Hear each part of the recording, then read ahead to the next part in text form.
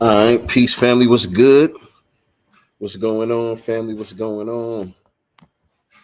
Peace, peace, peace. Appreciate everybody tapping in tonight for the soft launch of the Pick Me Godcast. Make sure y'all hit the like button as y'all coming in. Make sure y'all hit the like button. Make sure that y'all share this out on your social media platforms. Let them know that we are live with the new um spinoff from Sincere Love the Godcast, the Pick Me Godcast. I'm not going to be on here. I'm just warming things up right now, waiting for the ladies um to go live on IG, and I'm going to share it over here with the family on YouTube.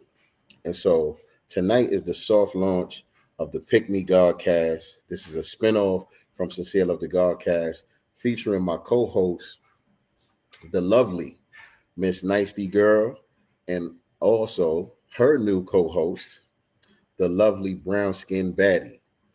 Make sure that y'all following Nicety Girl at NYCTEEGURL with the number one on Instagram, and make sure you are following brown skin baddie, brown skin bad and the letter E on Instagram, so that you could be tapped in with them and notified whenever they go live with new episodes of the Pick Me Godcast. You know what I'm saying? So this is going to be a spinoff from Sincere Love the Godcast. It's going to be an addition to the channel here. So as long as you're subscribed to this channel, as long as you got the notification bells clicked on for this channel, you will be notified of the Pick Me Godcast as well. So what we're trying to do, what my vision is to develop the YouTube channel into an actual channel with different programs at different times of the day, different different creators, different minds that come on at different times and bring different content with different type of topics. So we started off with Sincere Love the Godcast. Originally, it was just me by myself coming on here, chopping it up with the family. And then eventually I linked up with my co-host, Nicety Girl, and we started doing Sincere Love the Godcast on a weekly basis. And from there, the wheels kept turning, and we created the Black Business Showcase, and that turned out to be a pretty big thing for us.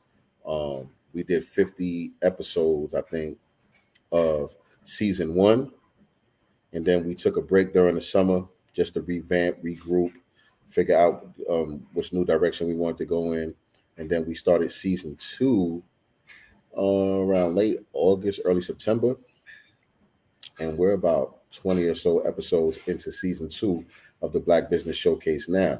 So our regular broadcast, Sincere Love the Godcast, that's on Sundays at 4 p.m. Eastern Standard Time, 1 p.m. Pacific Time.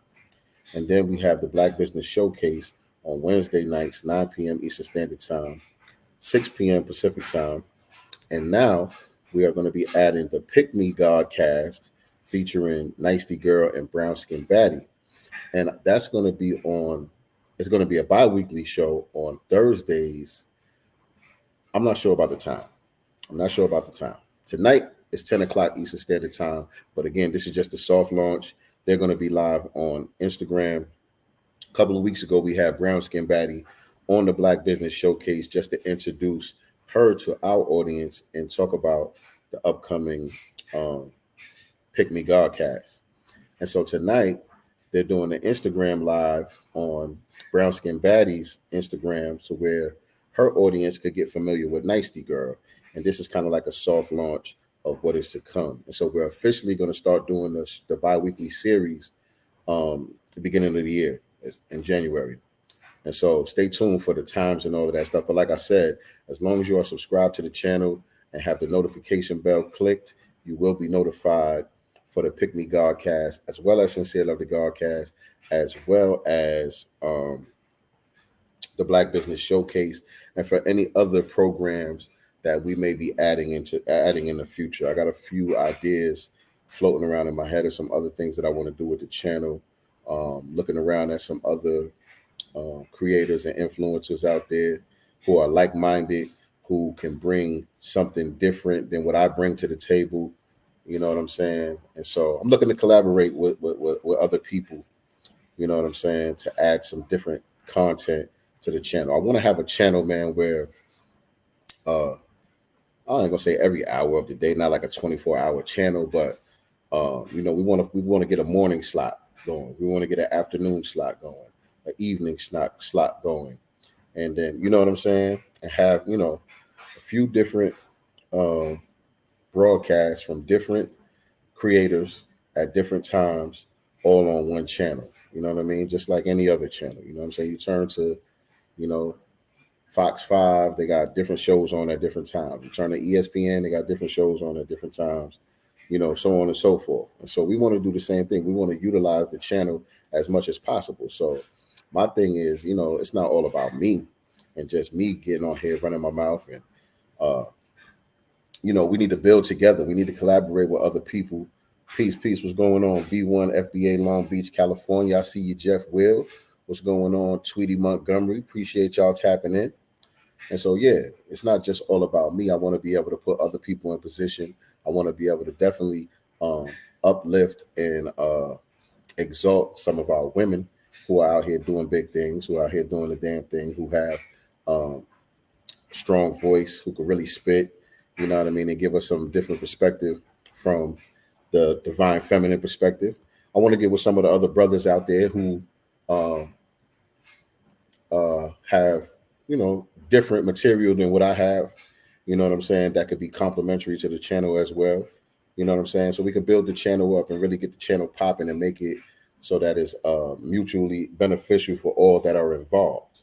You know what I'm saying? We could all collaborate with each other and build with each other and promote each other and make it happen.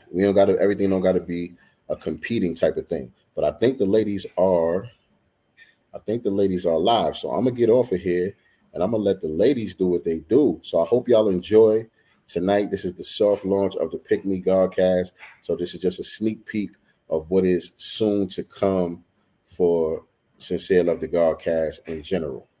Right? So I'm gonna hop off of here and I'm gonna let the ladies do what they do. Y'all enjoy. Peace and black love.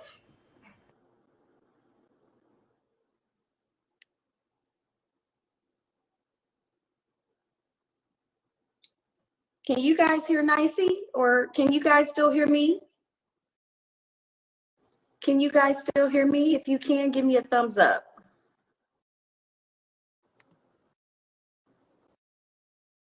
If you guys can hear me, give me a thumbs up.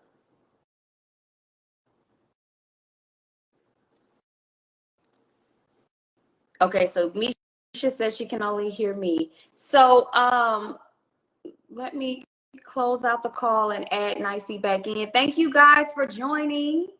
How do I get this off of here? Let me see. How do I don't know how to get this off. It won't do it. Oh man, this is go live with Nicey. Let's try to do it again.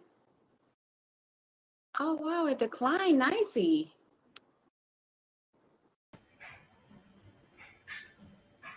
All right, so I'm gonna let them get that together. Y'all know how Instagram be doing. They're having little technical issues. Hold on. Yes, back to what we were saying. So basically, we just want to counter all the negative stuff about Black relationships, Black love. We want to, mend the divide if we can. We just want to talk about relationships, period, though, but in a healthy manner. Just figure out, where the miscommunication is with us so that we can build those strong Black loving families that we had in yesterday. We want to bring that back. So it's about that fun stuff too, though. We want to keep it fun. I want this to be somewhere where you guys can come over and laugh with this because we got some heavy topics we want to talk about. Some may think are funny. Yes, some very funny topics. But you know what? And I love the topic. I love our name, the Pick Me Podcast, because I don't know what it is, ladies, but what is this whole notion, ladies and fellas, with any woman that says anything positive about a man or wanting a man is notioned as a pick me. It's like, where did this idea come from? But what's wrong with wanting to be picked? I don't see. First of all, I'm single. I don't know about you, so I'm just putting it out there, So, but what is wrong with wanting to be chosen or being picked by a good man. What is wrong with that? What is this whole idea that we have to walk around and be hard and strong? I ain't strong. I'm letting you know now. I'm soft. Yes. And I want to be chose. I have been a kept woman all of my life, and there's nothing wrong with that. I think it's a beautiful thing. I think when you can share your life with a man or whoever you say you love, I think it's a beautiful thing when you two are in alignment with one another and you make, you're building together. I think that's beautiful. And I think everybody should want that. It should be, it should be. And I just, I get tired of seeing Black men being torn down. Now, not to say there isn't men, Black men, but there's men in all groups, you know what I'm saying? But I'm just not for constantly beating Black men over the head with all the things that they're doing wrong. You know what I'm saying? How about we talk to them about what it is that they can do and change to build them up, so they can make the right decisions? Because we are the nourishers, and sometimes they just don't know. We don't know what type of families they come from. Maybe they had a strong mom. Maybe they never saw, what a healthy relationship is, but that's what we come in, with our feminine, power and energy, you know what I'm saying, to show him that it's okay for him to let his guard down in a way too, but yeah, absolutely. Like it's sad. And I pray for our men sometimes. And I always think about, when they're seeing stuff like this, what's going on in their mind? Like, how does that hurt them?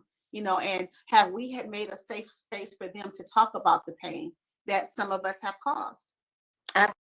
Absolutely. And I think this is the perfect platform to promote that positivity, to give out that love, to be the reflection you want in the world. And also, I feel like when you give that energy out, is bound to come back to you, My Belle in the comment section says, all these ridiculous labels mean absolutely nothing. I couldn't agree with you more, My Belle. All of these titles, all of these ideals that may not be yours, I think people need to be very mindful of what they come into agreement with. Right. People can share their ideas, their experiences, and they are projecting their reality. You don't have to come into agreement with it. You get to create your own reality. You get to say what is so in your life. So I'm with you, Maybelle. All these labels mean nothing. We got Connoisseur Concierge says, we call them a pass me chick. I don't know what that means, but okay. Hey, Bambi. Hello, all of you. Yeah, Thank you so much for joining. You that's looking at these things too, though, and I have a teenager. I was telling folks on my live earlier, my son comes to me all the time. He's 17 years old. He has a girlfriend now, and he's trying to figure out boundaries and stuff, because I'm talking to him a lot, because we see a lot of stuff, young Black men getting accused of things that they haven't done, because the girl may, be upset, so it's just a real fine line. So when we start calling women pick-me's, or, talk about being in alignment and things like that, these are things that we need to teach our youth, not just the boys, but the girls as well, on what they accept, what they tolerate, how they present themselves, how they carry themselves. Young girls learning to be feminine, but young boys also learning to be respectful, and things like that. So I think all of it, it's not just for us, it's for them too. Absolutely. I want to open up the lines for some people to join me and Nicey on this conversation about pick-me's. What is your idea of a pick-me, and how do you feel about this notion that's going around, this negative connotation that's going around with the pick-me idea of a woman wanting to be chose, loving a man, loving a man loving a woman? Right. Let's open it up to some lovely people and see what we have tonight. We got one person in the live. It looks like I'm gonna add them. Yeah, don't be scared. Let's talk, y'all. Yes, please join the live. Please, we would love to hear from you. We can talk about whatever y'all want to talk about. The topic, though, is relationships between Black men and Black women. Specific, no specific. It can be any topic, but Black love. Yes, Black love is so beautiful. When I see it, I just right. When you see happy Black couples in the grocery store, walking down the street, in the mall, things like that, I just, I just get excited. I'm like, I hope they as happy as they look. I don't look at them like, some people mad dogging them. Yes. We are opening up the lines. We want to hear from you. We would love to hear your perspective on relationships between Black men and Black women. We need more of that. We need more conversations around it. Yeah. And also, I think when we use these platforms to showcase that, it opens up for more of that energy to come back. Yeah. So if you feel that you have something to add to the conversations on Black men and Black women, please, or if you have any other topics you want to discuss, we are open to that as well. So Gary says, I think I have seen more of Black couples. Good. I need more context to that, but that's good. We're seeing more Black couples. Let's see what else. My Bell says, we have to foster an environment that's peaceful for ourselves and then share that space with your man. Ooh, My Bell, that was a good one. And I don't know if anybody has been paying attention to the game. He's been posting some stuff about relationships, I think the last couple of days. And 2 days ago, he posted this. Dear women, please get out of your head. You're running off the good men. What does that mean? Ooh. What does that mean to you? Oh, say that one more time for the people in the back. He said, dear women, please get out of your head. You're running off the good men. You know what? I'm going to start this one off because I feel like for me, get out of your head as a woman. For me, I am very over analytical, very much so. So I'm always in my head. And now in the dating world, in trying to allow people to come into my space and get to know me and all of that stuff, my brain is going 1,000,001 miles per minute. So it's like what I've been doing is like, okay, Laleen, stop overthinking. Give yourself an opportunity to process the information, but don't overthink it. And let love happen. Mm-hmm. Sometimes we're so busy looking at everything that we aren't seeing what's right in front of us. We aren't being present. Mm-hmm. And I think there's power in just shutting off your brain a little bit and just enjoying what's right in front of you. The moment. Your man, your family. What he said, the good men out here. Mm-hmm. Stop thinking every man is the same. Stop thinking every experience is the same. It's not. Every man is different. Every experience is different. And that's what I'm going into 2023 with my relationships. Or whoever I'm dating. It's just like, you know what? Stop overthinking and allow yourself to flow. Exactly. Whatever that means to you. I agree with that. I 1000% agree with that. And like you said, it's getting in your own head. A guy approach you, he obviously thinks you're attractive, ask for the phone number. Allow yourself to experience that moment and give him a chance to mess up without him messing up or expecting him to mess up. You don't know, and don't compare him to the last man or the third to the last. Allow him to present who he is and also be open to that if you are serious, about receiving the love that you so want. Absolutely. Mama Love 58 says we must be willing to enjoy the journey. Oh, that is so true, Mama. That is so true. We've got to open our hearts. You know what? I've had a tumultuous relationship, 3 years ago. And to see the woman that I've become now, Nicey, I am so ready for love. Of course, I had to give myself that time to heal, to see myself where I was, how I wanted to grow, what I wanted in a man, getting crystal clear about the things I want to see for myself. And once I started going on that journey, I realized the quality of men I was attracting was different because I was taking off all of these layers of what I thought I was and trying to also understand through the experiences that I've had, the woman I've grown into. Right. So I felt like the more authentic and transparent of a woman I became, the more different type of men I started to attract. So I think when you do that self-work too, alongside just opening up your heart and opening up your mind, you are asking for the universe or God or whatever you like to call it to bring you the very thing you're asking for, because it's going on fertile soil. You know what I'm saying? I love that.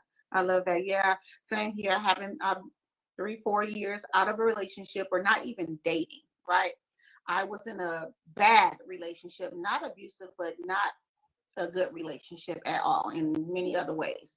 And so it took me, I was like, you know what? Because what I would do previously is when I break up, hop into a relationship, because you don't want to think about, what happened. You're just trying to move and, so jump into another one. I was like, oh, no, no, no, no. You're not going to do that. What you're going to do is work on you. I'm going to work on myself in the bad and the negative that I brought into that situation, and what I allow, to be in my space at the same time. And so I decided, you're going to do therapy, you're going to talk to somebody, because there's other factors, not just the relationship with that man, but past, Yes. childhood, traumas and things like that I feel like I have brought to those relationships. So I was like, no, I'm starting anew, but with me. You know what I'm saying? I love that. So, like you said, when I did that, the caliber of man, the type of man that I started to attract is the whole opposite of what I was getting. But I'm healed now. Yes. I'm healed. And you know what? I've also learned self-love too. The way you love yourself is what you're going to want to see in your partner. When you start to really love on yourself, to take care of yourself, to give yourself grace, to give yourself forgiveness, you start to see relationships differently. Yes. And also, I was just talking to a friend of mine the other night, and I was like, I see so many women, they want love, but they're so busy projecting and talking about the things they don't want. Let's talk about the things we want, because when you talk about the things you want, you'll start seeing it more. You know what I'm saying? And you're actually commanding in the universe, using the power of your words. You are starting to program your subconscious mind, because you're speaking those beautiful things when it comes to our Black brothers. And even on my journey, Nicey, before I started attracting different men, I started cutting off certain blogs and certain social media connections and all of this stuff, even friends that I had that was talking negatively about Black men all day. Oh, he ain't nothing. They telling me they same baby daddy stories. They're telling me how their man is doing this and doing that. And I was like, you know what? How could I be over here in my prayer closet asking God for a good man, but at the same time, I'm over here gossiping with my girlfriends about how good no good men are, and then also talking about, they ain't this and they ain't that. You go on your social media, all you're seeing is negativity. And it's like, I had to start cutting all of the noise out and really started looking at myself deeply. Like, why am I watching this stuff? Why am I entertaining these conversations? You can't be two places at one time. You got to figure out what it is you truly want and hone in on it. Right. And again, it always starts back with us. You can't go in a relationship damaged, negative, and think that that's what you're going to bring into your new life that you're trying to build with someone. You have to focus on yourself and heal yourself before you get into another relationship. And I have to learn that. And it was like a conscious decision, because I was like, I was in my room and I was sitting on my bed and I was just forced to think about it. And I'm like, it's you. You know what I'm saying? It's you. And a lot of people can't, look at themselves and say that it's you. I'm the problem. That's what I did. I'm the problem. I forgot about the relationship and whatever it was that he brought. I focused on the problems that I brought and how I'm going to fix me. So again, that next relationship, I'm healed. And again, attracting what it is that I know I deserve. Absolutely. Ooh, I love that. Yes, we are talking about Black love between men and women on the Pick Me podcast. This is just a teaser, guys. We will be doing these bi-weekly on YouTube on Sincere Love the God's page. But we are opening the lines. We want to hear from you guys. What do you think about relationships between Black men and women? How can we get better, in a better place? What can we do, even in our friendships, our interactions? What can we do different in today to start creating the relationships and the love we want to see? Please join the live. Hit the live button. We want to hear from put your you. questions in the comments as well. And here's another post from what's his name again? He's been on a roll. He says, this time, men, we got to become better communicators and stop lying. We're really out here breaking these women's hearts. Oh, yes. You know, let's talk about that. Talk about it. You know, let's talk about that. You know, I was just opening up with one of my girlfriends, and I said, you know what? I've never truly let down my guard to really trust a man. You know, when I look back at my father, who was the first man to disappoint me, the first man to lie to me and tell me he was going to come back but never did, the first man that abandoned me, that walked away from me, that's where all of my deep-rooted trust issues have come from in relation to men.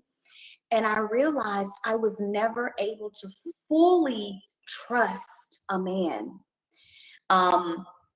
Looking at my mother's story and how my father would cheat and lie and not be accountable for his actions, it left something on me that I took with me subconsciously in every relationship I had with a man.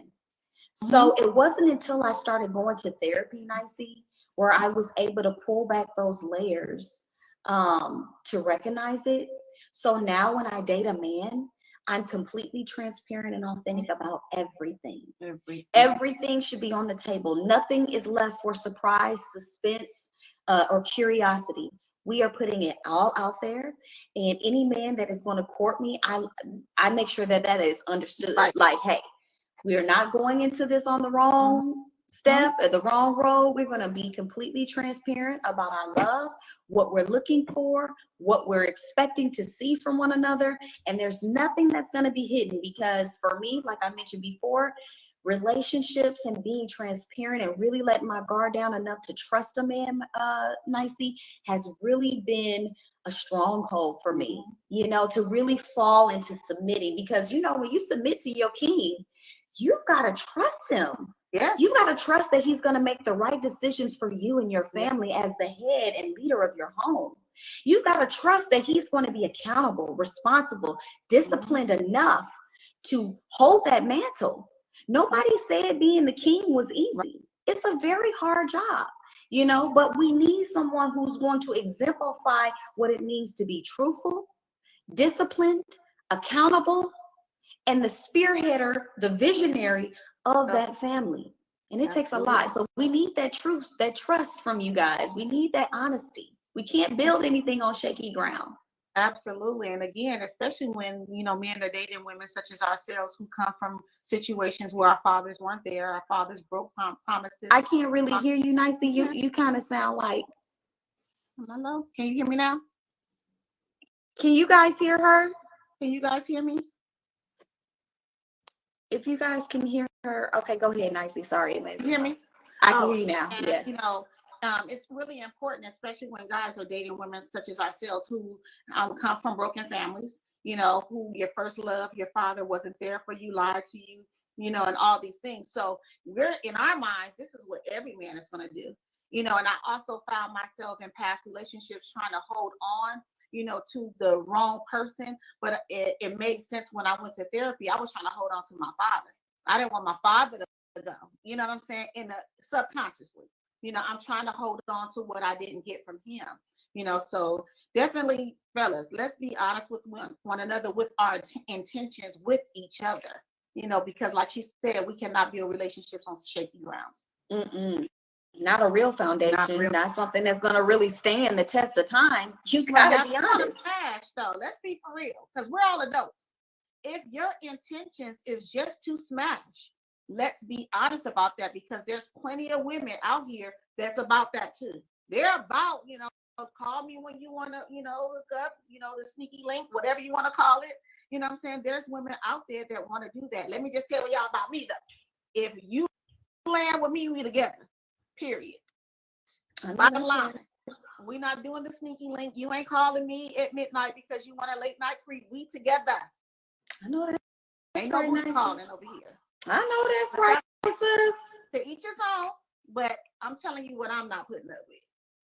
I know that's right. Somebody said, brown skin, you said it right. Salute to the brothers that is all for the Black community and all of its responsibilities. Strong brothers. Yeah, it ain't easy to carry. Nobody said it was easy to be the king. The king it's a hard work, you know, to lead a family, to protect a family, to be accountable, you know. But we do want to open up the live. If you guys want to add to this conversation, please hit the live button. We really want to hear from you. Brothers, sisters, you guys are all welcome. We want to hear your perspective, and also leave some comments in the comment section on your thoughts on the topic tonight. Sincere Love the God said they say they about that until you hit that spot. What? I mean, let's be clear. You know, some of us, you know, I've been digmatized. I'm gonna keep it a buck. You know, the last one that's what it was. You know, I couldn't see the forest of the trees. I was so digmatized. So I understand what he's saying, but you know, the new healed me understands that that's not enough. Well, guess what? I have been digmatized too, in my younger years, but as a grown-ass woman, you're gonna have to have more than dick to impress me, honey. That's the minimum. I'm gonna need more than just your dick at this point in my life. I'm just saying, ladies. I mean, ladies, can I get an amen? In my 30s, I'm like, okay, you have great dick, but what else? I need something else. I can't just go with dick. That's not. Let's be clear too. Before I even see the dick, smell the dick, or you know, feel the dick, I need to know what else you have before we even go there. Oh, we have, you know, having sex too soon, you know, and getting caught up on all the physical stuff, you're missing all the other things. You don't even know if you have anything, you're compatible with this person. If you know, jumping, you know, to that so quickly, you know, and that can cloud the brain. So I'm just more trying to make the mental connection, the spiritual connection, you know, before I'm on the physical connection, because it's good over here. So it's gonna be all right, you know. Come on here. Period. We about to add some gentlemen into the live. Go ahead and let these brothers speak on tonight. Super excited. Thank you guys for joining tonight, the Pick Me Podcast. Hey, fellas. Peace. Hi, how are you? Good, and you? Oh, got two gentlemen on. Yeah. So what do you guys have to add to this conversation? Well, I would just say I've been up here with you before. I've been married 4 years. I've been with my wife 7 years. I've been with her almost 10 years. I'm 31 years old. I have been through a lot of different relationships and situations. I spend a lot of time giving people things that I shouldn't have gave them, you know. So I think the thing that I would say is that a lot of times we give people the time of day that we shouldn't, and we don't, as sometimes as men, we don't have a vision on what we should be doing. You know what I'm saying? So I found that when my wife didn't follow me is when I wasn't being the man that I needed to be. When I didn't have the vision and stick to the vision and stick to what I agreed to with her. The moment I went back onto, you know, the plan that we agreed upon, and the moment that I was just honest and clear and concise with her, things went so much smoother, even if she disagreed with me. So we have to be very clear about what we want, and we got to be very clear about how we're going to get there. Because as women, you're not going to submit to that if you don't know where that person's going. Oh yeah, you're not going to, you know. So I think a lot of dudes, man, if you know, I think a lot of things women would be on board with if you would just be honest and let them know if what they're signing up for in the first place. Yeah, I have to piggyback off what you said.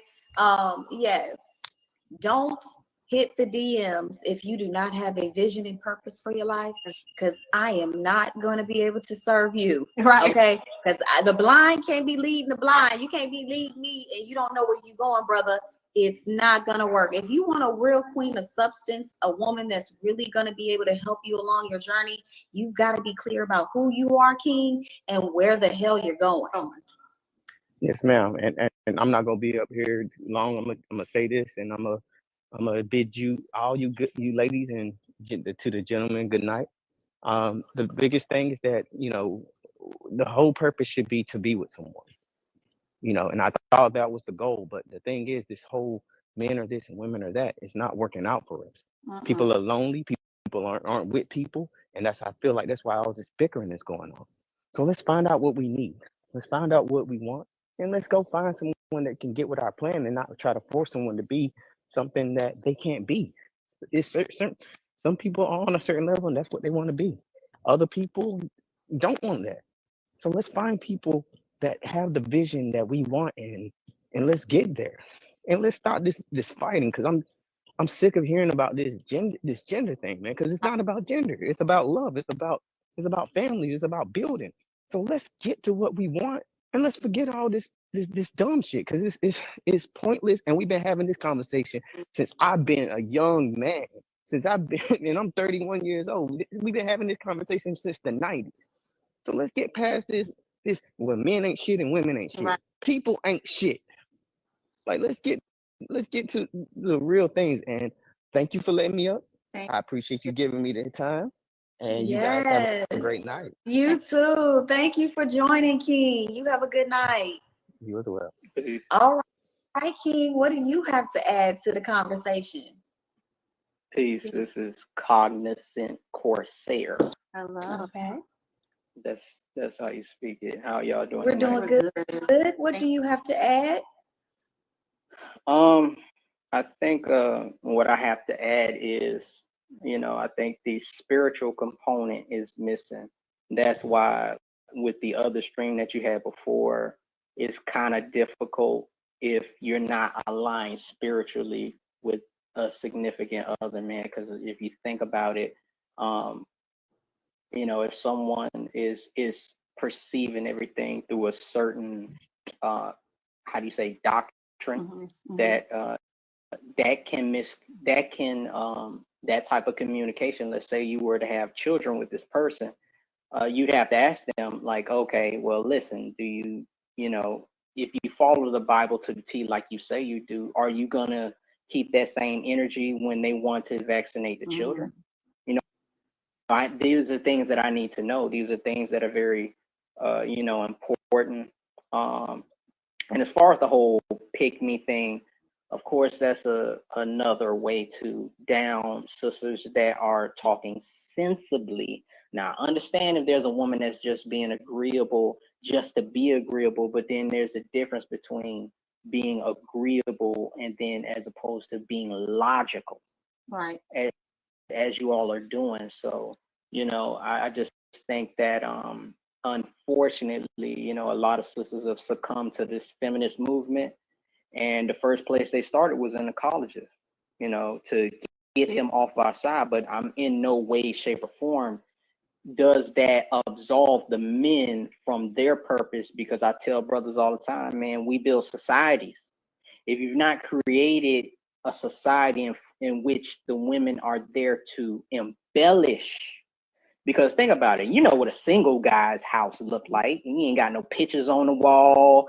He ain't got no plants. But when he got a woman, because you see pictures, you see life on the wall, you see plants, you see all of that stuff. But that's what y'all do. But we have to build that safe place for you in order for you to flourish, in order for you to be able to express yourselves. And that's the thing that has been missing. But I'm gonna say it like how I say anything. I'm just not, I'm of a different view than a lot of brothers.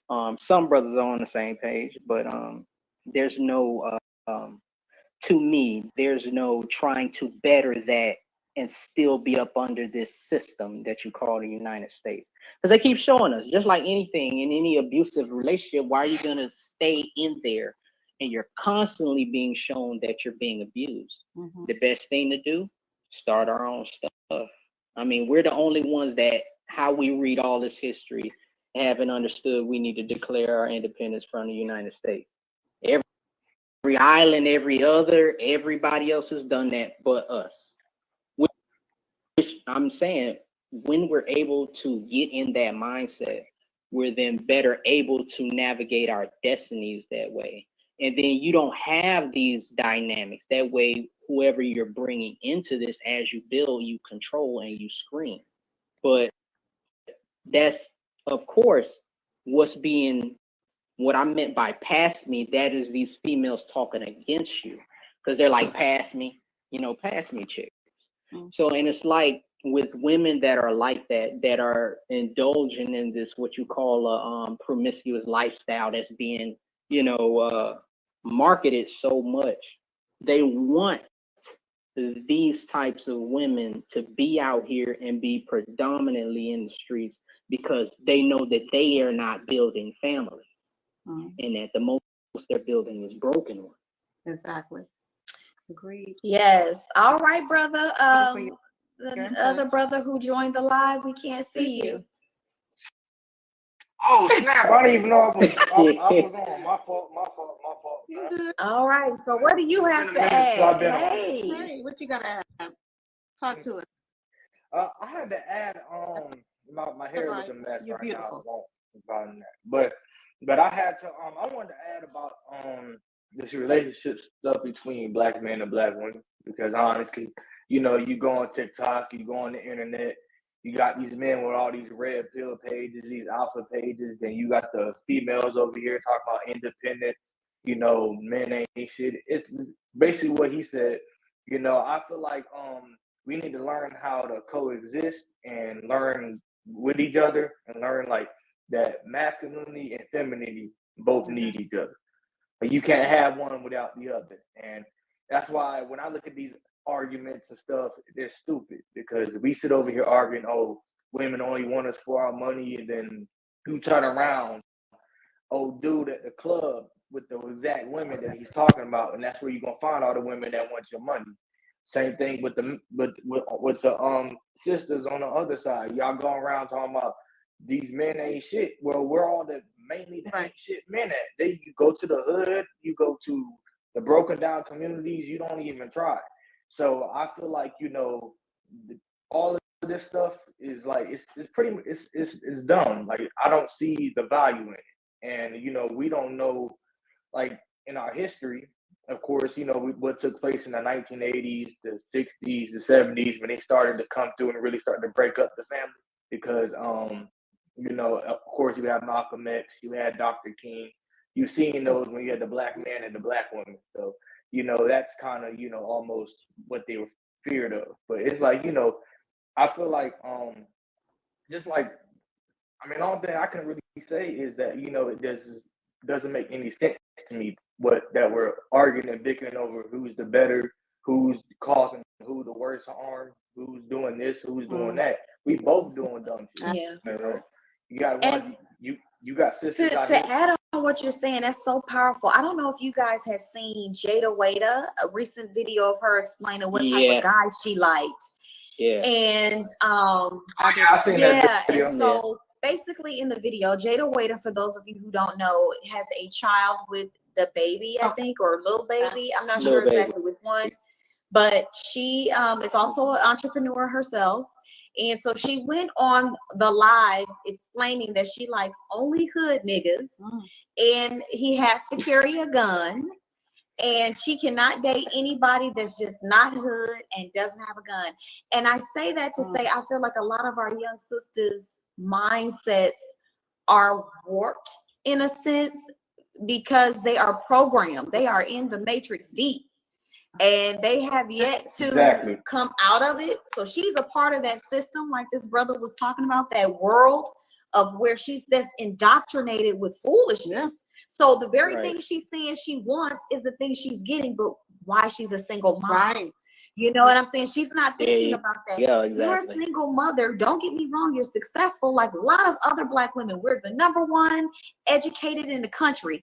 We're the number one entrepreneurs in the country. Black women are, but yet we're leading in single motherhood because the mindset, and you're only attracting the very thing you're saying you want. But have you really sat down and said, is this really what I want? Yeah, and to me too, and successful how, because yeah, we see what she posts on social media, yes, she's an entrepreneur and things like that, but at home, when you get in that bed by yourself, what I'm saying, when you are looking for that protection, because it sounds like what she wants is a man that's going to protect her, but she, in her mind, I want the thug dude with the gun. Well, ma'am, he doesn't have to be the thug dude with the gun to be your protector.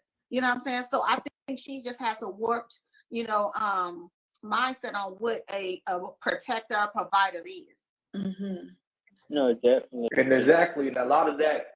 Oh, you about to go ahead and speak? Well, I just want to just real quick and to say to that, what I say is a lot of those are the types of women that are attracted to the chaos. They complain about the very chaos they're attracted to, and it's unfortunate because at the same, and I've always said this too, if we want to be honest, why are, if intelligence is of the utmost importance to women that are saying these types of things, that say they want intelligent men, and I'm just giving that for example, you don't see laboratories and libraries filled with women, do you? It's the clubs, it's everything else but what should be. But go ahead, brother. And before I was going to ask you, brother, with the hoodie on, how old are you? Because you look really young. Okay, I'm happy to hear, that you're actually on this line, because, it's very, very rare. That we have young, Black males talking like you. So I just want to thank you for that, and, having your head on straight. Absolutely. Oh, you're welcome. Yeah, I was also going to say, from that, I think the reason why a lot of our women are that way is because of the movies. Of course, you had back in the day, like you had all the Boys in the Hood, you had Menace to Society, you had all these type of movies doing stereotypes of hood dudes, and of course, what they do through television and everything else, they indoctrinate. And I get that now, it's like it's going to be kind of hard, to fool some of the younger girls, especially around my age group, to get them out of that mentality. Like I literally last year, like it's not just her, it's regular women around here that actually just, hey, I like hood niggas. And then that's sad because I know I have a homeboy who goes to school. I go to the University of South Carolina, by the way. That's why I'm wearing the jacket. So my friend, his name Jerry, when we walking around, he had a crush on this one girl named May, and he was simply like, hey, look, I like her, but she kind of just straight up told me, hey, look, I like her dudes. And my boy, he's a good guy. We both be in the weight room, stays on his grades. He's not around here fooling around. And it's like, I feel like that's just like a same thing. You can say goes the same thing with men. Like you can't place just one thing on one group. Like, we both have stuff going on. Like that would be me saying like, what I would go ahead and say is basically, man, just from talking about my friend, I would say women and men, like for example, you have a man, you on your stuff, you focus on your goals, you focus on trying to better your lifestyle, and you're thinking about the future and stuff like that. And you have a female, and she wants to party, go hang out with her friends consistently. I feel like they don't want those men because it's gonna make them have to hold themselves accountable. They're gonna have to be, they're gonna have, and the men, they're gonna have to start, hey, look, you can't be doing this, staying out at 3 at night, going everywhere, ride around with your female friends drinking Hennessy, and listen to Glorilla, down the street, right. Same. So it's like same thing with the brothers. You can't be out here, waking up at 6 a.m, bumping NBA YoungBoy. Like I played football, and I be having my teammates who get up to brush their teeth. This dude, the minute he cut on the radio, he listening already to negative stuff, And absolutely, I feel like you have so it goes hand in hand, It's like I feel like if we learn to realize the strengths of masculinity and femininity, we'll realize that, okay, you know, I think just the number one thing is get back to nature. That's all it is. Really just get back to nature. Absolutely. Because, you know, we all out of pocket. Absolutely. Right now. Not all of us, but a vast majority. Yeah.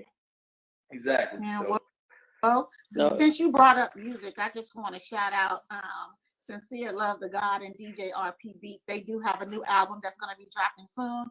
Pre-orders are available right now. The album is called The Master's Table. I'm going to drop the website in the chat right now, only because you brought up good music. This music is not about that. You know, it's definitely lifting and empowering to Black women. It's giving love, respect, and honor to our master teachers, you know, over the years living in and the ones that have transitioned. So I just want to, you know, shout out good music and hope you guys also support that. No, definitely. We need that. We need those good affirmations, because we've been seeing negative affirmations from a young age. You know, I mean, we came up in that stuff, and now, you know, me as a mid-30s brother, it's like I'm very conscious about what your conversations I entertain, what music I entertain, what I look at, because I tell people all the time, it's not always what you put in your mouth that makes you sick. It's you consume with more than your mouth. Like you say, you hear something negative, you see something negative, or even experience something negative. So you're talking about trying to clean that type of stuff up and trying to build at the same time. So that's just something very important. And like I say, as long as we, like the brother said, you know, get back to nature, which is that spiritual conduit, like he was saying. And just like you were saying, Sister Lil, about when I don't date, we're courting, because that has a purpose. It does. Meaning there's an end goal to it, and there's too much of the other stuff. We don't date with a purpose. We date for fun, and that has not gotten anywhere. That has done nothing but accumulate baggage. And that's my take on it. I totally agree. I'm gonna take you out of here, Mr. Connoisseur. How do I say it again? Cognizant Corsair. Cognizant Corsair. Thank you so much for joining. I appreciate you, brother. You have dropped some jewels. Yes, we're gonna add another brother in here and keep the conversation going. This is lit. I'm appreciative tonight of everybody that's in the chat. We got My Belle, and she says, it's truly heartbreaking too, and these young women are also having babies trying to trap our young men. Ooh. Right. See, that's, you know, goes back to, you know, what we're seeing on TV with these, you know, love and hip hops and, you know, shows like that.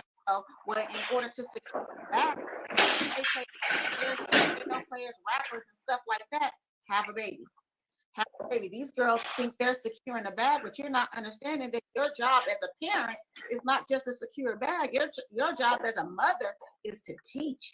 You know what I'm saying? And whether you have a son or a daughter, what are you showing them? What is the example? Do you want them to go out here and do that? No, I will hope that you want something different than what you had. You know, but again, this is what TV, reality TV, and social media are teaching the youth. Secure the bag, go get a baby. Wow, that is so sad that's the reality for a lot. And it's so funny. I was talking to a friend, and he said, I believe women are more prone to want to have a baby than get married and actually commit themselves to a relationship and having a family and building with a man. More women are okay in today's time just being a baby mama. And I guess that's becoming the norm now. Let me tell you, I do not baby mama. Don't call me that. You know, do not call me that I'm your child's mother or something. I don't know. Don't call me baby mama, because I just hate that term, because I feel like it's negative to me. You know what I'm saying? And I've been a wife. It did not work. You know, I will be a wife again. I'm putting that in the air right now. But you know, I've been a wife. And when I was a wife, and just to give you guys a backstory, I got married at 20 years old, and we both were super young, but we got pregnant at 19. I was 19. I had her at 19. We got married at 20. So everything pretty much happened. But what I respect, about my ex, is that one, he grew up in a proper family. His parents are still together. So he grew up in that type of structure. So I think in his mind, although it happened fast, he wanted to do the right thing. And we were just moving just so fast. And we're great friends right now. We're not enemies at all. I want to say that. He's an excellent father, and I couldn't have asked for a better father and friend, but we were just so young, and I didn't understand what I had. And this is me being transparent and honest. I didn't know what I had in him. I didn't know how to love him properly, because again, the situation with my father, I did not know how to receive it. And let me tell you, he loved me, period. Ain't no guessing. Did he? Maybe. Was it puppy love? No, he loved me. You know what I'm saying? But I did not know how to receive it. And ultimately, I think that's what kind of damaged us. But we had to part. We had to divorce in order for me to get where I am today. Absolutely. It's so funny. I just to add to that, I spoke to someone the other day, and I was like, you know what? I am thankful for every experience that I had, every relationship that maybe didn't work out ideally the way that I wanted it to. It taught me something, and it made me become the woman that I am today. So my husband, when he comes along, I am ready to be a helpmeet, help him with his vision and his purpose in his life. I am ready to be a great addition and a great partner and friend, exploring the world with my man, and just being a great, support system to him and what it is he wants to do. I just want us to get back to that. When I see these beautiful old couples that have been married for 20, 30, and 40 years, these are examples like that. This is real love. Black love exists. It can happen. You just got to get two people who are committed to being committed to each other, and it can work. I have my aunt and uncle been married for 46 years. And we had a conversation not too long ago. I asked him, what is the secret to you guys' longevity? He said, first thing, he said, there's two things. Well, three. He said, number one, at the top of the list for him was sex. Sex has to be good. He said, second is money. And third, communication. What do you guys think about that? Those that are married or in relationships. Sincere, you gotta actually hit the live request. I can't, for some reason, I can't. Oh yeah, he was trying to get on. Hold on. Sincere, go ahead and add the live. For some reason, I cannot add anybody in the live. You're gonna actually have to add yourself into the live. But go ahead. I'm sorry. They got a block on you or something? He said for him. So my uncle said for him, he said sex was the number one at the top of the list for him. He said second after that, finance, and then third, communication. Because I was very specific about my question. Oh yeah, I was waiting to speak, but I was waiting to go ahead and say this when you were speaking about the baby mama topic. I was like, the reason why I believe, like a lot of our sisters, and particularly the ones around my age, again, because it's particularly around this age group, I believe the reason why they're having babies out of wedlock and doing it on purpose is because, you see now what the government is doing. They give women or single mothers, they get all kinds of, EBT, they get all that for free. They get food stamps, child support. The man got to do all that if he's not with you. And I feel like they see that, okay, I don't really need a man. I can just, have a baby and live off him for the rest of my life until the baby get 18. And I feel like that's what a lot of the young sisters are doing. They don't even, care about the child anymore. Because I even see it in my own family, like, they don't take time to talk to the kids. do anything with the kids. You know, it runs in my family, and I've seen it. And I think I've spoken about it on another live with this. I think with you, Miss Browski and Betty. I've done this. I've seen it with my cousins, my sisters, and even my brother. I have one actual, true blood brother. But they are not with their current, baby mothers or baby fathers. It's like it's like, hey, I gotta go pick my son up. They're never together, and it's like that's just a problem, And I feel like a lot of people is in it for the money and not in it for the kids and in it for the love and to try to have to try to grow together and have a good life and raise an actual kid. So I think I see the kid as they see it seen as a money grab. I agree. And I think again it's all about, the intentions and stuff like that, and it's like one time maybe, when you have multiple children out of wedlock at some point, this is a choice. The welfare system is not support. That's barely enough to get by. That's barely enough to eat. I don't know how people survive on it, but I can say, within my own family, such as what you said, like, there's what I call career welfare recipients. They figure out a way to manage. I couldn't do it. Even with getting married super young, I didn't have to work. I went to work when I was ready to go to work. He provided for me, and we both were young, very, very young. I was 19 years old. And he was at the time 21 years old when we got together, but he didn't want that for me. And, when it came to that, it was just like, that's not even an option, and this was a young man. But again, I also think it's based off of how they're raised. What is it that they're seeing? What type of environment have they been in and seen? My ex-husband is a product of a family that's still together and married. So he was raised with different values. So we have to also try to bring back values, to our youth so that when they get out here and get in relationships, they're going into it with a certain level of respect and values and morals. Because I think that's a part of it that's missing too, the moral aspect of relationships and building them. I also think, too, like you mentioned before with TV and everything, it's really making it difficult to sustain healthy relationships because women have this idea and a lot of men on what they're supposed to be having. Like nowadays, you got so many men or women saying they want a high value man. It's like everything is about money now. Like, oh, he has to be a high value man. And you ask them, like, what is a high and you ask them, like, what is a high value man to you? And most of them don't even know what the hell a high value man is. So it's like, the first thing, it's like the first thing they mention is money. Oh, what's up, Dr. Wilson, man? Right. He was at my other school that I was at. But I was like, we have like the first thing they mention is money. Or he got to have a lot of money, a big house, and a nice car. And that's a problem. They don't look at the man, or he got to have his mental health together. He got to have a fit body. He got to be able to eat properly. He got to be able to have all these, aspects into what's being a man.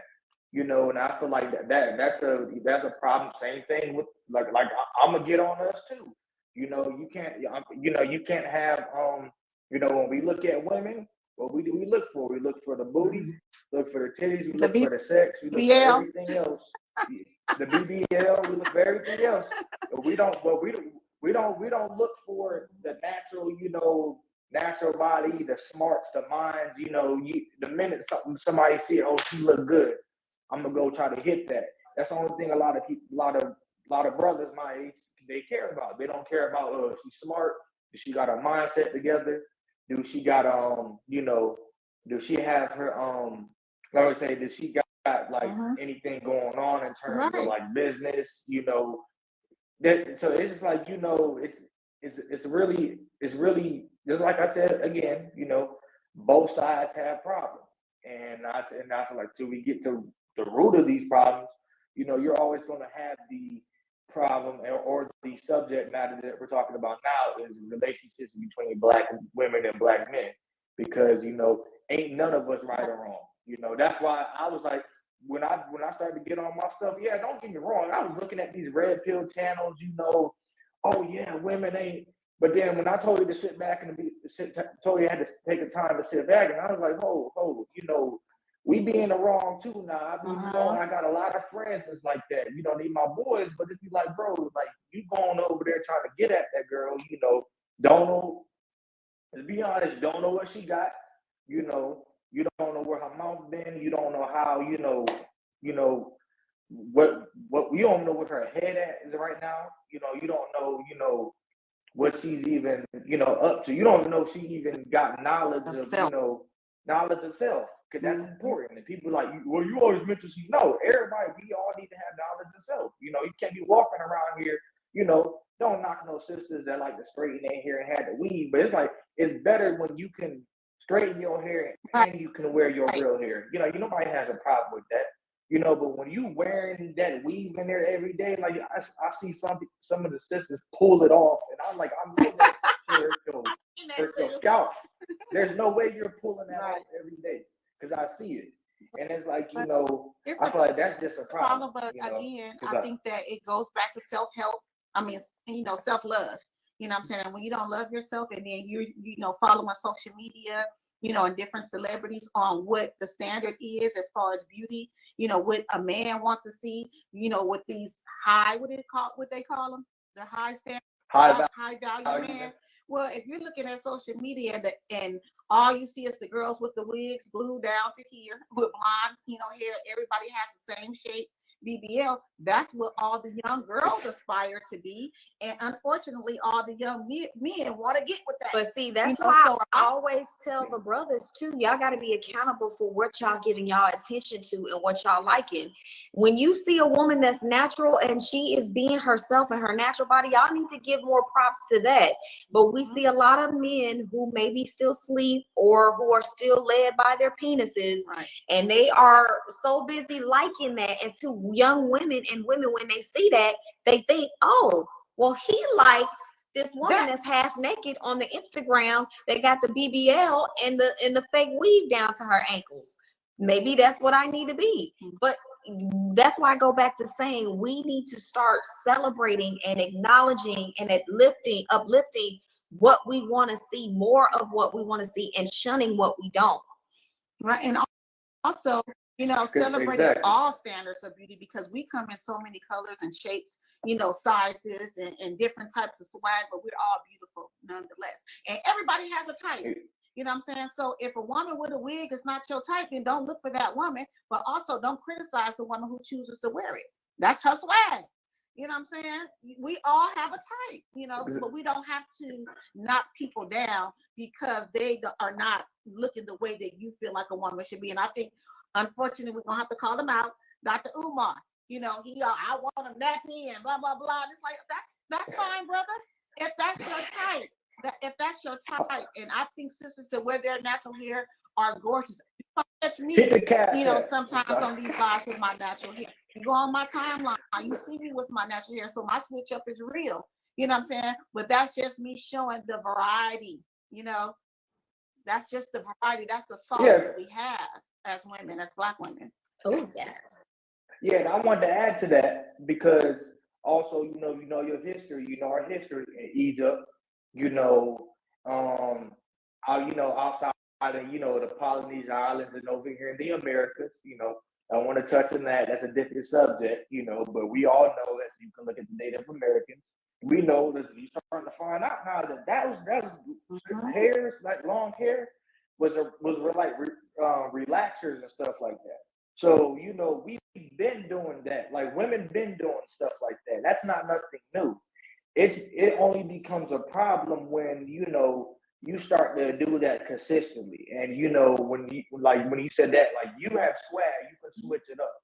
Same thing with brothers. Like, my hair look a mess right now, but if I want to get cornrows the next day or get get braids the next, I could, and I feel like that's just me personally. I like that, natural. You can switch up. You can, one day you can wear makeup. One day you don't have to wear makeup. In Egypt, you see that they had wigs. But also the one thing I can say about the wigs though is the wigs was our actual hair that they wore. You know, now we don't know where all these weaves is being made from. You know, being made from raccoons and stuff like that, and etc. I feel like, you know, when you got all these different colors of weave, you know, if you get a weave, at least make it, you know, have a weave where, you know, it looks like our hair, you know, it fits you. You know, now you got all the young sisters around my age got every color of the rainbow, you know, in their head every time you see them. But when so, you know, but it's not. Well, but we can't Yeah. also deny because, you know, yes, it's nothing wrong with switching your look up, but we can't also deny the energy that comes along with these women with the weaves down to their ankles. They come with that bad beat energy. They come with a different type of energy than the girl with the dreads or the locks. Or the girl that's maybe wearing her natural hair. Y'all know y'all seen the bad beat energy when you see the ladies with the long nails and then they got the hair to the ankle. It's an energy that comes along with that type of woman. So that's why I say, you know, no, it doesn't matter what she does with her hair. It really matters if she knows who she is on the inside. Because if she doesn't and she's putting on the wig, you may see that bad beat energy that comes out, and it's not very conducive with being a feminine woman, a soft life.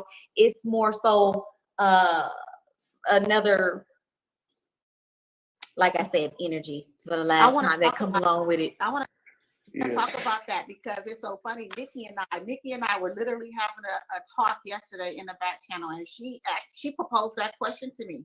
And I'm so happy that she brought it up. She was like, "Nicey, what is a bad bitch?" And I was like, you know, like, well, seriously, what? And I told her, I said, well, when I think of a bad bitch, it's basically the description that you made. I think of those chicks on Love and Hip Hop that disrespect their man. You know what I'm saying? That's all about, you know, the bag. And basically, when the bag, it's not really, you know, getting their own bag. It's always about them getting the bag from the man that they with. You know what I'm saying? So when you brought up the bad bitch energy, I was like, damn, we were just talking about this yesterday. She was like, what is a bad bitch? Because I'm hearing this. You know, and I'm like, well, I don't want to be called that. I'm not a bad bitch. I don't want to be called a bad bitch. I just feel like that's very negative for me. But yeah, I'm so happy that you brought it. And not only that, you know, like you said, the BBLs come with an energy too. Right. You know, when we look at Lala before the surgery and Lala after the surgery, we're catching a different Lala. So let's not act like these BBLs and these wigs and all this stuff doesn't come with a different persona, because it does. Let me tell you, Lala used to be on a radio show here in LA, you know, way back in the day. She was a radio host here. And it was rumored back then, and even when we would see her like out when they would go to clubs and stuff like that, Lala during that time before this surgery gave stud energy. I have to ask him, and it used to be rumors here in LA, you know, about that, to be honest. If we're going to keep it a buck, she was giving major stud energy.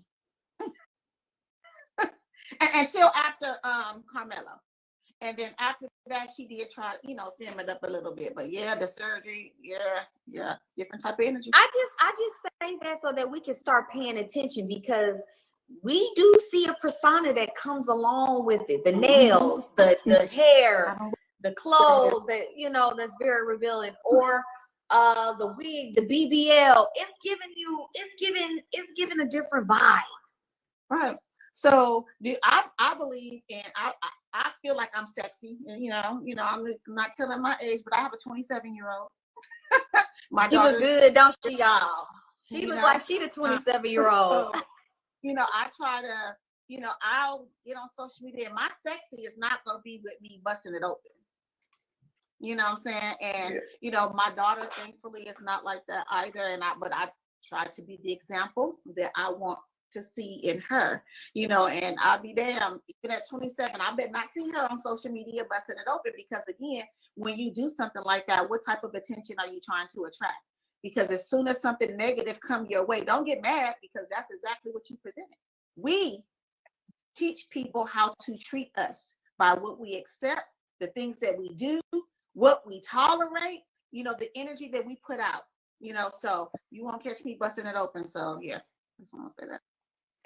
Yeah, that goes back to saying is, you know, like you just said, is what you attract, you know, you are what you attract. You know, if you over here portraying and twerking and shaking your ass all the time, You're not gonna attract a man that's, focusing on his purpose and, trying to wipe you up and, etc. and try to marry you in the future. Don't nobody want to, that'd be disrespectful to me. You got a random dude walking down the street and you see your girl hey, I see your girl twerking on Instagram. They then after that, she gonna look at you, you're gonna have to fight. And nobody got time for that. You want somebody that, has their stuff together, has knowledge of self, like we said again, and it's just, on the time of, trying to better themselves and work on themselves. And I feel like that's why when you seeing it in those same women, they get mad or he's like, stop trying to DM me, or they send, they be getting them pics sitting in their DMs, and the reason why he's sending you his junk, because he's like, I don't think he has an intention to do it. Hey, I'm trying to hit, and that's all I want to do. And when he hits, he's gone. And then they want to pull out the Me Too movement. Right. Come on now, listen, let's talk about it. They gonna pull out the Me Too. Yeah. Hey, that's how they do with Bill Cosby right now. The Me Too. Now, that's why I say men have to be very strategic and smart with how they're interacting with women nowadays. More than ever, we are dealing with a sensitive topic when it comes to rape and all of this stuff. So that's why I say, fellas, you can't just be out here just doing anything now. Especially those of you who like to dip and dab in other nationalities. Let's just keep it a buck. Ooh. You know what I'm saying? It's bad enough that we got some silly black women, you know what I'm saying? But you step wrong and hurt the feelings of Becky or Karen, you know what I'm saying? Her tears, can cut a lot deeper. So we have to be honest about that. The security of a black man out here in this dating world, you guys have to, really, really move different, because you don't know the type of woman that you're going to encounter when you get along with her, when you pick her up. Which, you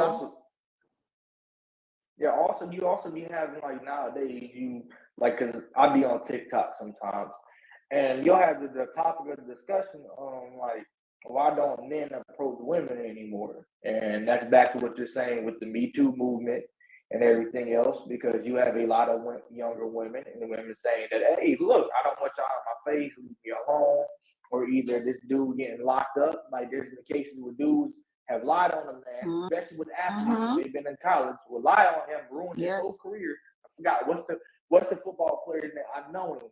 He played at Baylor. His girl lied on him, ruined his whole career, and got out. And after he got out, they found out he was innocent.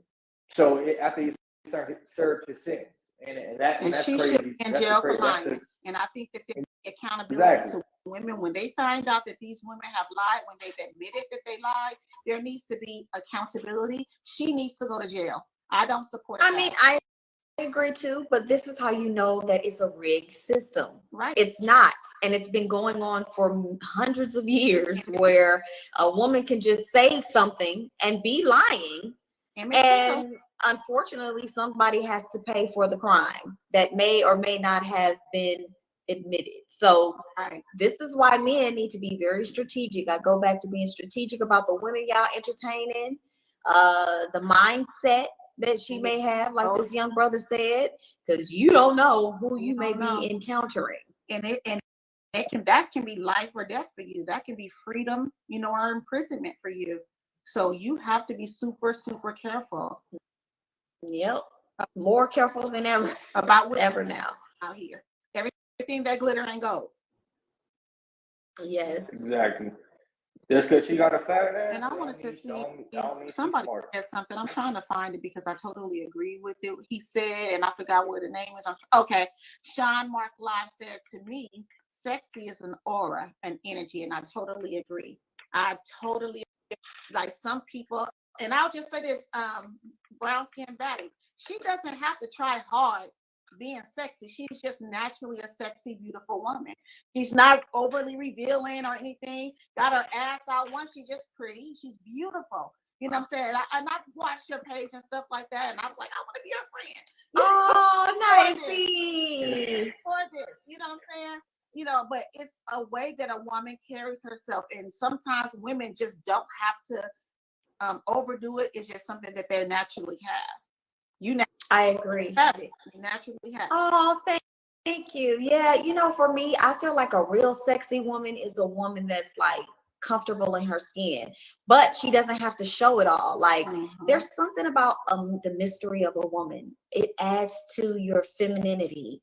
You know, a man doesn't need to see it all. We all know they're visual, but you can be sexy just by, you know, the hairstyle you wear, or you know, a cute little spring dress or whatever. You don't have to be revealing it all, you know. And one thing my mom has always taught me, and my grandmother, if you are a little bit more revealing at the top, cover the bottom. But if you are showing some thighs and legs, cover the top, you know. So don't give too much. Leave some mystery. Yeah, some balance. Mystery is sexy. Believe it or not. Yes, yes. And let's be clear, a man wants to be able to take you over to his family barbecue. You know, you want to get invited to the barbecue. If you one of those that's out here, you know, it's bust open from the top and bottom, you know, when those barbecues happen, he'll be like, oh, you know, I'm going to a family barbecue. I'll call you when it's over.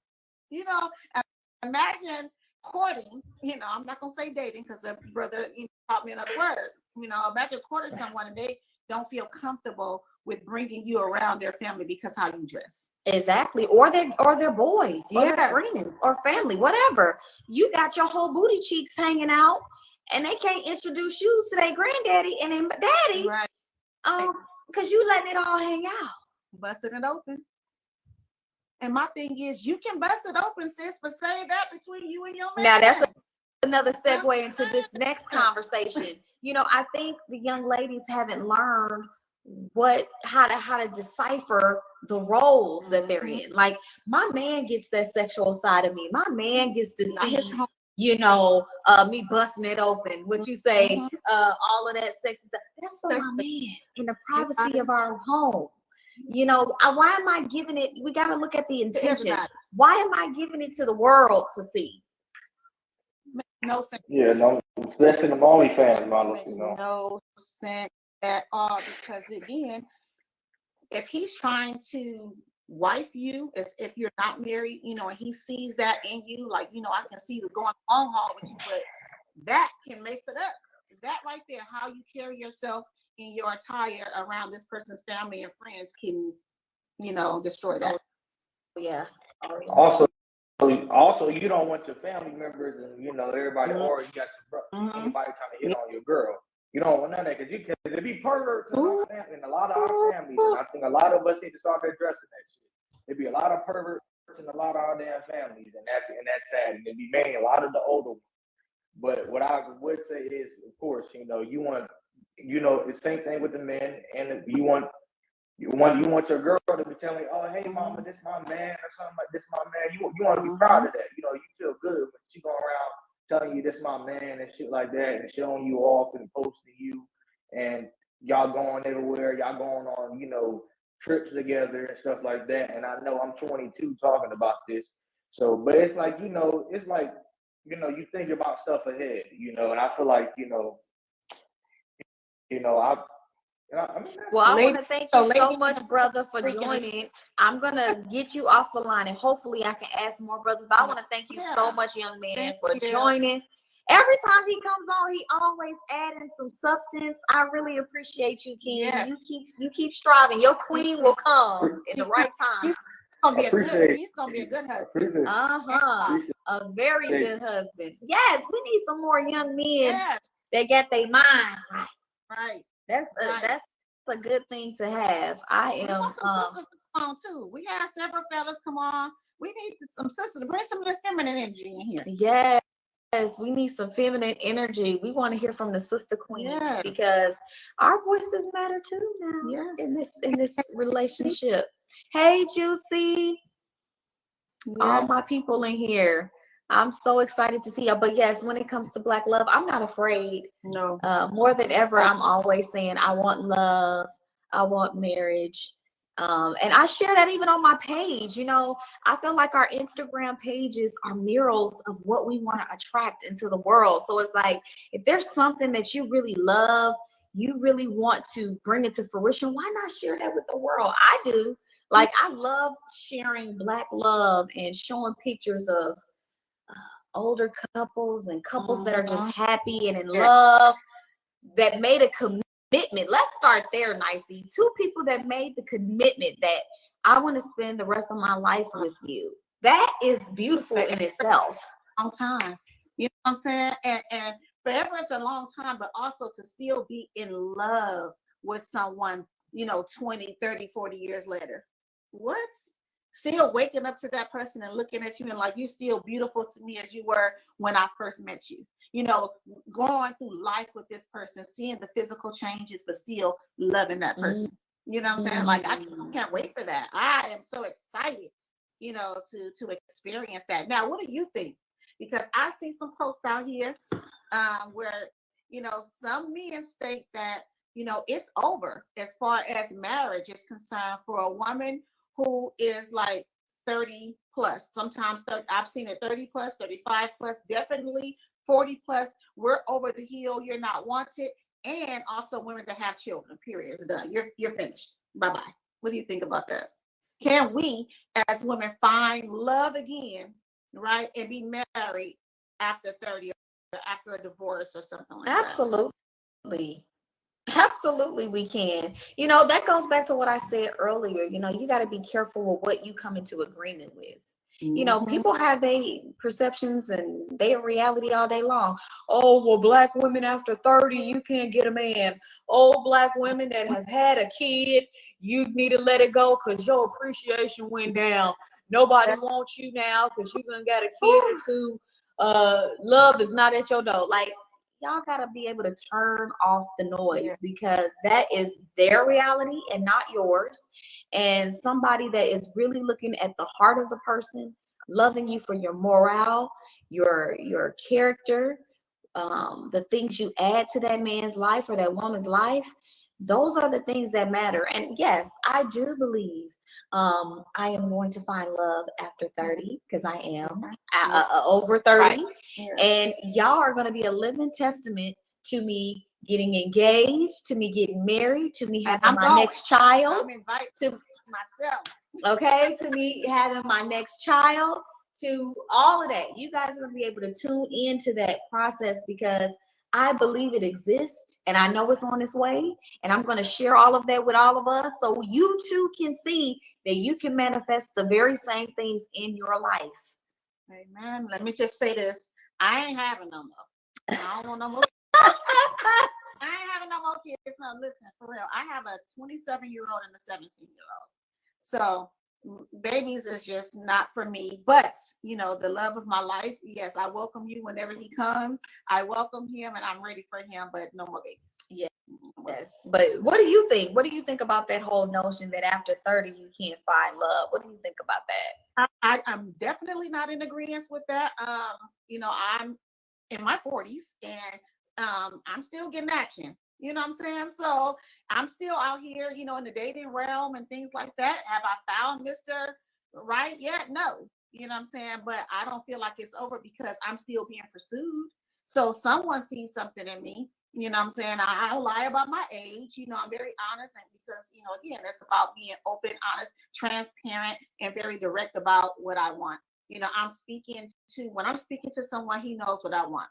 I just told someone today, and if he's in here, I ain't gonna say your name, but it was so flirty, a little flirty conversation or whatever. But I was just like, listen, ain't none of that happen unless somebody with me. If you doing all that with me, guess what? We together. I'm being intentional about what I want, because as soon as I start engaging in that type of stuff, that's just letting it be known, what I'm saying, that I'm open to whatever, and I'm not open to whatever. Yeah. I'm open to a relationship with purpose. Yeah. You know what I'm saying? A purposeful relationship, period. And you know, just to add to that, Nicey, I think ladies, we gotta start getting serious about what we say we want. Going into 2023, we ain't gonna be doing no booty calls.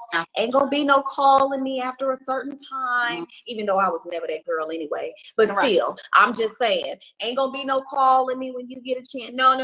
Brother, I need to know your intentions with me. Are we really building something? Are we really courting? Are we going somewhere? Right. If we aren't going anywhere, toodaloo, I'm not wasting my time, because I have a fine focus on what it is that I want from myself.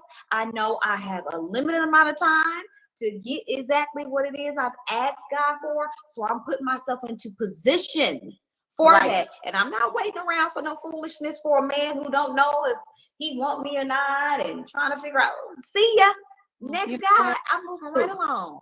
He cop blocking the one that's trying to do it right. That's Period. how I look at it. Bro, you cop blocking. So I'm gonna need you to, skedaddle and Carry on. Way, for the ones who's trying to, really holler at me. So yeah, I'm very, very intentional about what it is that I want, this go around. Now, life. I want to ask you this, Nicey. If a brother does come around and he is interested in courting you seriously, what are some things that you would look for in a man? One, how he is with his family, his relationship with his family. If his mom is still with him, how is he with his mother? If he does have children, what type of father is he? And also, someone that actually courts me, talking on the phone is cool, texting here and there is cool, what I'm saying? But courting me doesn't mean going out to the most expensive restaurant and stuff like that. That could be cooking for me. You know what I'm saying? It can be simple things, because I'm a very simple girl. You know what I'm saying? I look like it. I'm just saying, I like nice things, don't get me wrong. But, just simple things. It's spending time, quality time. Let's go for a walk. It's little simple things that lets me know that you enjoy my company, but you want to be around me. I don't want to be in a relationship with someone and I don't even like to be around you. So just wanting, to be around one another, but courts me the right way. Yes. Oh my goodness. I think one thing that I'm looking for in a man is that action. I want that action. I limit the talking to me, because you get all the brothers that talk. They talk, and it sounds so beautiful. But I want the action. Move. Yes, I want to see the brother that's actually in alignment with what he's saying. Because it's not enough just to talk the talk. You got to walk the walk too. And that's the kind of man that I want. I want that action. I want the one that's actually about that life. Right. And I'll walk with you. Hello. I'm ready to be someone's. I told my mom the other day. I said, I'm ready to be someone's life-size doll. I'm ready to be someone's princess when they come home, and I'm there just support my man and love on him. And I think this is a safe space, Nicey, for women to share this type of stuff. Girls, say what you want. There is nothing wrong with saying you want a man to hold you at night. I know what it's like, Nicey, to cry myself to sleep after a hard day of work. Don't got no one to hold me at night. You going through it by yourself, sis. You're not made to be alone. Period. You're made to have a help me. You're made to have a covering. You need a man. Right. Pick me.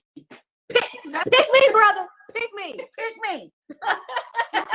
So what are your thoughts then? Because obviously we're in a new era. I'm personally not going to no club. Like, I'm okay for a restaurant that plays, nice music, maybe, I don't know, elevator music, that has a bar, have a cocktail. I'm okay with that, but I'm not standing in line, going to the club, sweating on the dance floor. That's just not my thing anymore. I'm beyond that in life. So meeting people, nowadays, it's either you're going to meet them at the store, you're going to meet them at work, you may meet them at a function. Maybe you got invited to a barbecue or, some type of family function, a wedding or whatever, or social media. Social media is a tricky thing, isn't it? Yeah. But you can use it to your advantage. Like, ladies, get dressed up. Put your cute dress on. Put your cute earrings on. Come on, shine for us. I love when I see the sisters doing their thing, looking good. And honey, I can smell a cocoa butter through the screen, ladies. Y'all better go ahead, shea butter and all. We know. I love to see the sisters in their femininity and living a soft life. And, you know, I want to see more of our sisters doing that. And I think, you know, you never know who you'll meet in the process of all of that. But Nicey, what do you think? What do you think about us starting over the live and coming back? Because I keep seeing Sincere. He's like, he can't get added to the live, and something's going on. So everybody that's in the live, that's joining the live, please come back. We are going to have some more great content.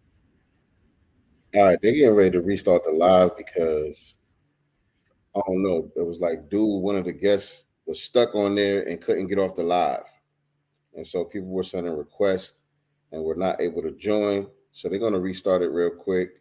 And I don't think they're going to be on too much longer, but we're going to restart the live on Instagram and kind of wrap up the conversation for the night a little bit. So just stay tuned. Just a moment, family. Just a moment. The ladies will be back. I know y'all ain't here to see me.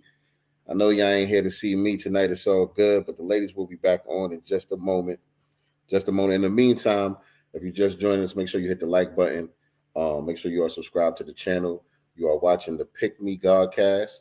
This is a new addition to Sincere Love the Godcast. And so as long as you are subscribed to this channel and you click the notification bell, you will be notified whenever we go live with new episodes of the Pick Me Godcast with Nicey Girl and Brown Skin Baddie. By the way, how y'all liking the Pick Me Godcast so far, man? What y'all think about the soft launch tonight, man? Put your comments in the chat. Let us know how you feeling about the Pick Me Godcast. Put in some content ideas, some topics you would like the ladies to cover, some of the guests that you would like to see, because we're going to be doing it officially here on the YouTube channel. We're just doing the soft launch on the Instagram, but we want to get different guests to come on and chime in, men and women. Who are some of the influencers out there, or some of the elders even out there that you would like us to reach out to try to get to come on as guests for the Pick Me Godcast? Put your thoughts inside the chat, and we're going to get back to the live with the ladies in just a second here. Let me see if they're back on. I'm going to refresh my page. Let's see if they're back on. And 1 second. Okay, here we go. Okay. Let's see.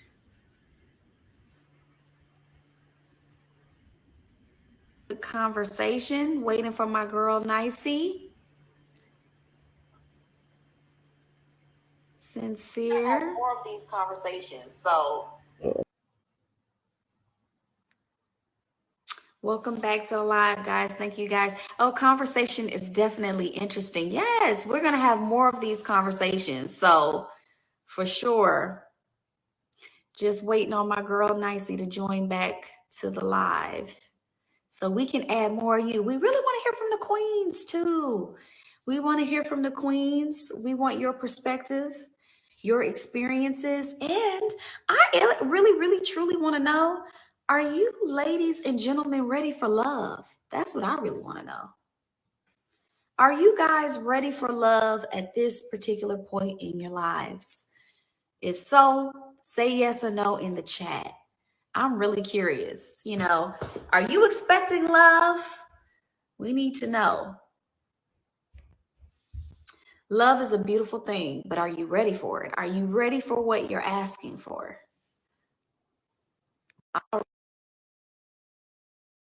Nikki the guy says she is ready for love.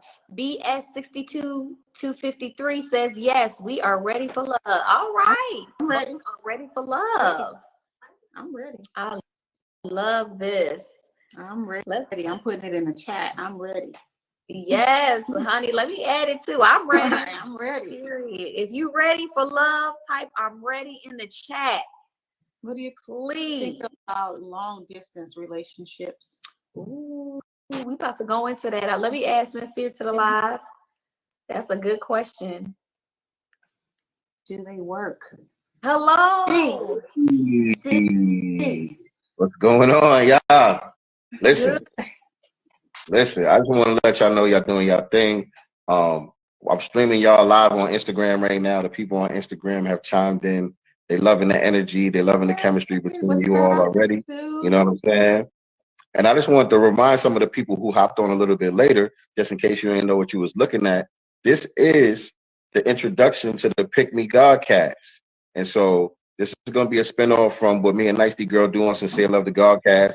If you guys want to hear more from the ladies, make sure that you subscribe to the YouTube channel. Just go to YouTube, type in Sincere Love the God, subscribe to the channel, and click the notification bell, and you will get reminders whenever the ladies go live with new episodes of the Pick Me Godcast. It's going to be a bi-weekly series from the lady, from the sisters, from the queens, doing what you see them doing here tonight. So we definitely appreciate everybody tapping in tonight, and just make sure that y'all stay tapped in for the long haul, because it's going to be a good one. And also give the ladies some ideas about some of the topics you want them to cover, some of the guests that you might want to see them chop it up with, things of that nature. Let us know what y'all want to see. We here to serve. All right. We have you here, though. Wait, whoa. We're going to put you on the spot. While we have you here, because you are a married family man, can you give us sisters some advice on love? Nah, I ain't black got no advice. Yeah, nah, come on. You got something. What's the question? What's the question? What's the question? What advice do you give? I'll say this: single sisters, that are trying to attract, single, ready black men. Man, I'll tell you this all the time. Nicely, I've been out the game so long. I don't know what's going on out here, man. The stories I be hearing. No, this is what I'm saying. The stories that I hear from the young ladies and from the young brothers, it's janky. It's janky in the game out here right now, man. I feel for some of y'all, man. You know what I mean? You got some of these dudes walking around looking real metrosexual. You know what I mean? It's not a lot of masculinity popping off the way that it should be popping off. And some of the women ain't got their heads on straight. But I think, you guys just naturally attract a certain crowd, because, just hearing from some of the young brothers that chimed in with y'all earlier, it gives hope that there are some brothers out there with their heads on straight. So on and so forth. You know what I mean? But I don't know, man. I don't know what to tell you. I don't know what to tell you. You have hope for us. Can you tell us some hope for us? I don't know is a good answer sometimes too. Sometimes I don't know is a good answer. So I don't know. Thank you for that. Come on now, Sincere. You got something in that noggin to share of a bit of advice to give some woman or young lady something as a married man. Come on now. There's something you can give. Some drool you can drop for some lady out there. What do you tell your son? One of the main things that I could tell y'all, man, is you have to do the internal work. You know what I'm saying? You have to do the internal work. You have to really get an understanding of who you are and what you need. You know what I'm saying? In order to be able to understand what that is. You know what I'm saying? So it won't be so much trial and error when you're out here in the dating scene. You don't really know who you are. You don't even have no vision or no direction for your own life and your own goals in mind. And so you're just out here doing a trial and error, and things ain't working out with this one and that one. You know what I'm saying? But when you have the clear understanding of who you are, where you're going, and what you need to complement who you are, then I think you'll make wiser decisions, you know what I'm saying, in the dating game. You know what I mean? You'll be able to weed through the nonsense, because you can already see the red flags. Okay, this one ain't it. We ain't on the same page with that. That ain't gonna work. You know what I'm saying? You get all that riffraff out the way early. That was a good bit of advice. Hey, John. Hey, how you doing? But I'm out of here though, man. Y'all do your thing.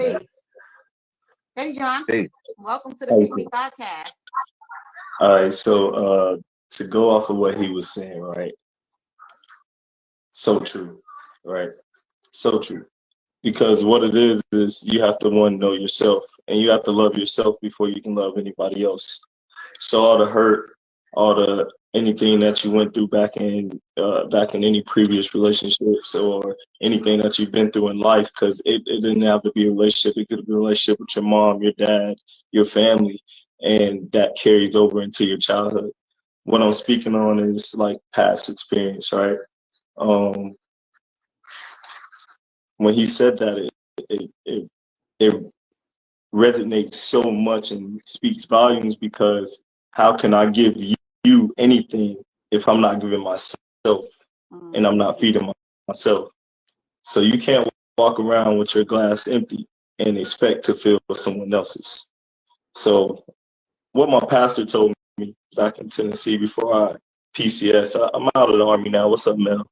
I'm out of the Army now. I got out in October. I'm a civilian contractor at the same base I'm at in California. But what he told me before he left, he said, you got 100 and 100. And when you walk into your household, your wife, your significant other might have 30.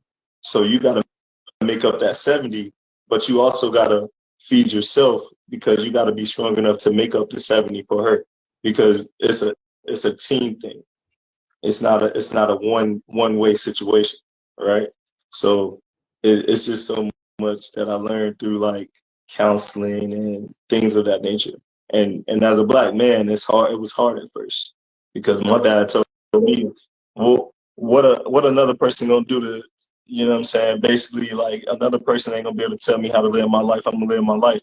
And what that taught me was the wrong way to do things, because I thought I could do everything by myself.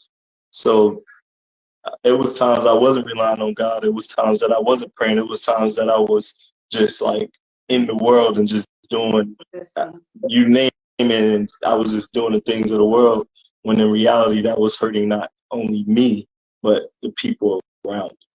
So now I want to ask you this, John. I want to ask you this. Are you ready for love? At this season of your life. I type ready right there, because I'm ready for love, but it got to be right. Of course. Like everything happens for a reason, and everything's about timing, right? I'm ready for it, but it has to be right. I ain't got time for games anymore.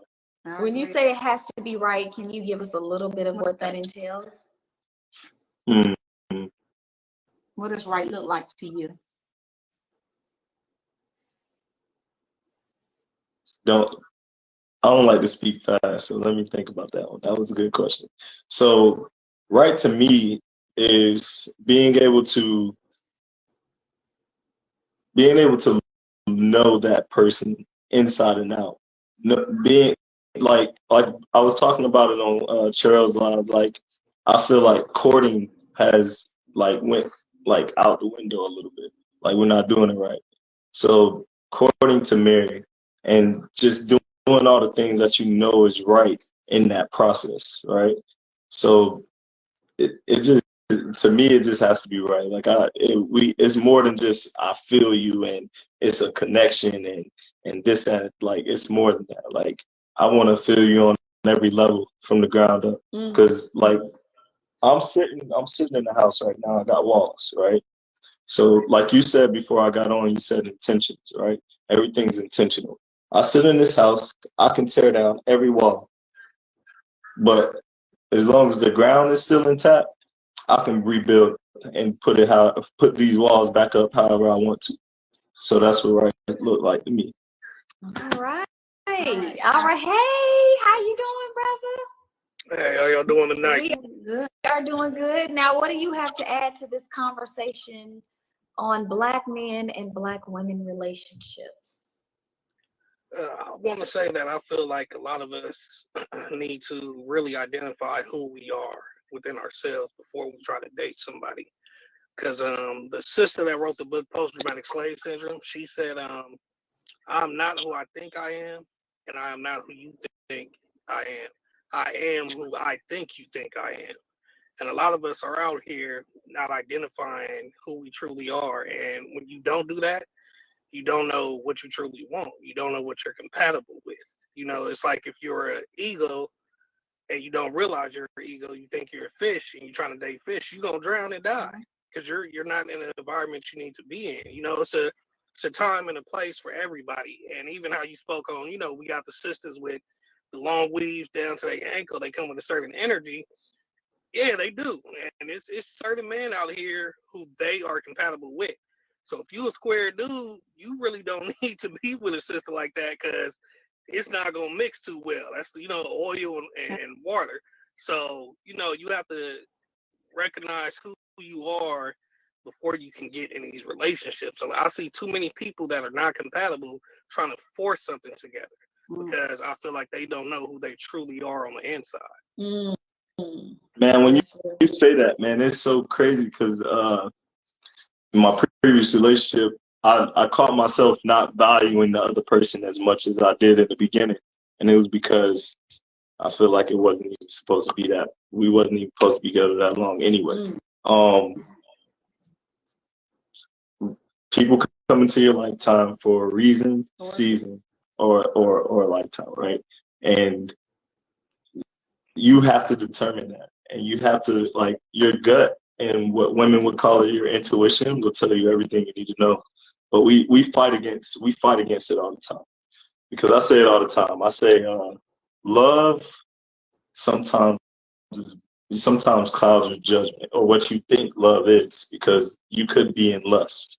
You could be infatuated or not infatuated anymore. So it's like one of those things where you got it's a real thin line between all of these things that we're speaking on. So you got to be intentional and be ready for what you're trying to get into. Because if not, then you might as well just stop it altogether. So are you guys, either you can answer this or both of you, are you fans of abstaining from sex until you guys are committed, or do you think there's a time limit on, doing that? What's your thoughts on that? Because I think that clouds it to me, but I want to hear. And don't get on here trying to give them holier than thou answers. Exactly. Here. Hey, if you would have caught me a year ago, I would have been like, shit, I gotta test them waters. But so like nah, but now is one of them things where like it's more serious because like sex changes everything. Like I don't care what you say before, I don't care because it's all I run into it all the time. Like a woman be like, "Oh, I'm a grown woman," da, da, da, da. And then as soon as they have sex, now you turn into a little kid. So it's like sex changes everything. So like you got to be careful on one who you laying down with, because like that's soul ties. You giving up the most intimate part of your body, right? And then two, you got to be ready for what that come after. Because if you wasn't ready to be with this woman and she ready, it's a wrap. It's a wrap. You might as well say you lost her, because you ain't gonna be ready, and then you gonna tell her some things that she don't want to hear. Then this might as well call it a wrap. So. I can't hear you. You're on mute. There you go. So me personally, I used to be a very for the streets type man. I was really out there for a long time, and I'll say about 2019 or 2020, I went 11 months without sex on purpose because I had recognized within myself that it was a problem. Like you said earlier, I don't know if you said your uncle or your grandfather said the top two for him was sex and finances. And I tell people all the time, those are two of the main causes of divorces. It's financial issues and infidelity. So those are the two things that we really need to work on mastering. And I felt like with me financially growing up, I've always been a hustler. I always knew how to get money. Now I'm at a point where I know how to secure it, get it and keep it and flip it, invest it. When I was younger, I would lose it. So I feel like financially, when I do get married, that's not going to be an issue in my marriage at all. But sexually, I realized I need to control my dick. So I went those 11 months on purpose to really discipline myself. And even now at this point, it's been about probably 10 or 11 months again by choice. And I have women that I could be with sexually, but I don't see them as mother of my child potential and or wife potential. So it's a lot of them. They're beautiful, they're sexy, and all that. Some of them I've dealt with before, and I know, it's good, because I had it before, but I don't see the future with them, so I avoid it.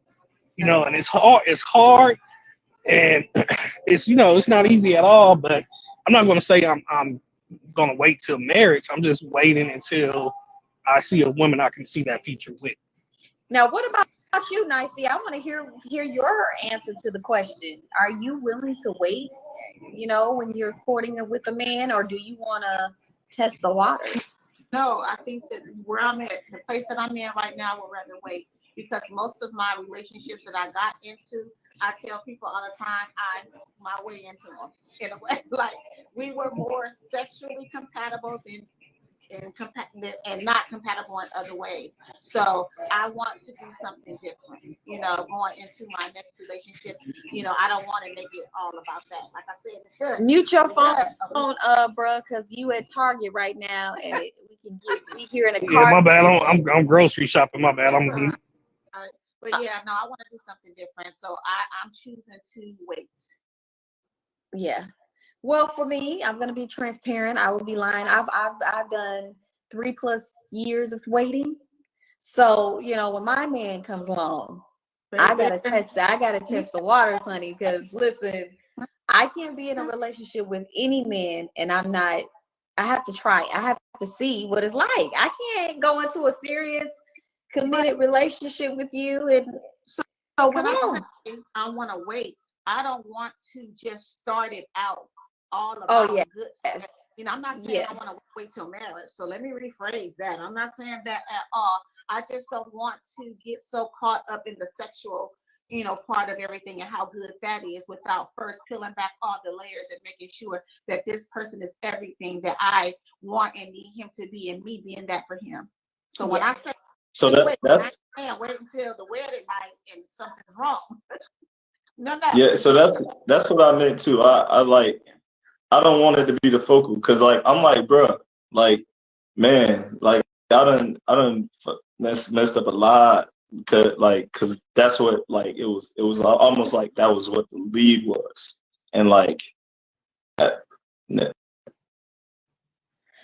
I'm sorry, I'm know how to laughing at go the halfway. comments. So no, because I was about to say something, but then I had to pause because I had to remember where I was at. But like, so like with me, like I know what I'm capable of. So like I don't know how to go halfway. So like that gets me in a lot of trouble. So like thinking with that, and then with this is like total opposite. So when I say that courting process is gonna be maybe months down the line, like I feel like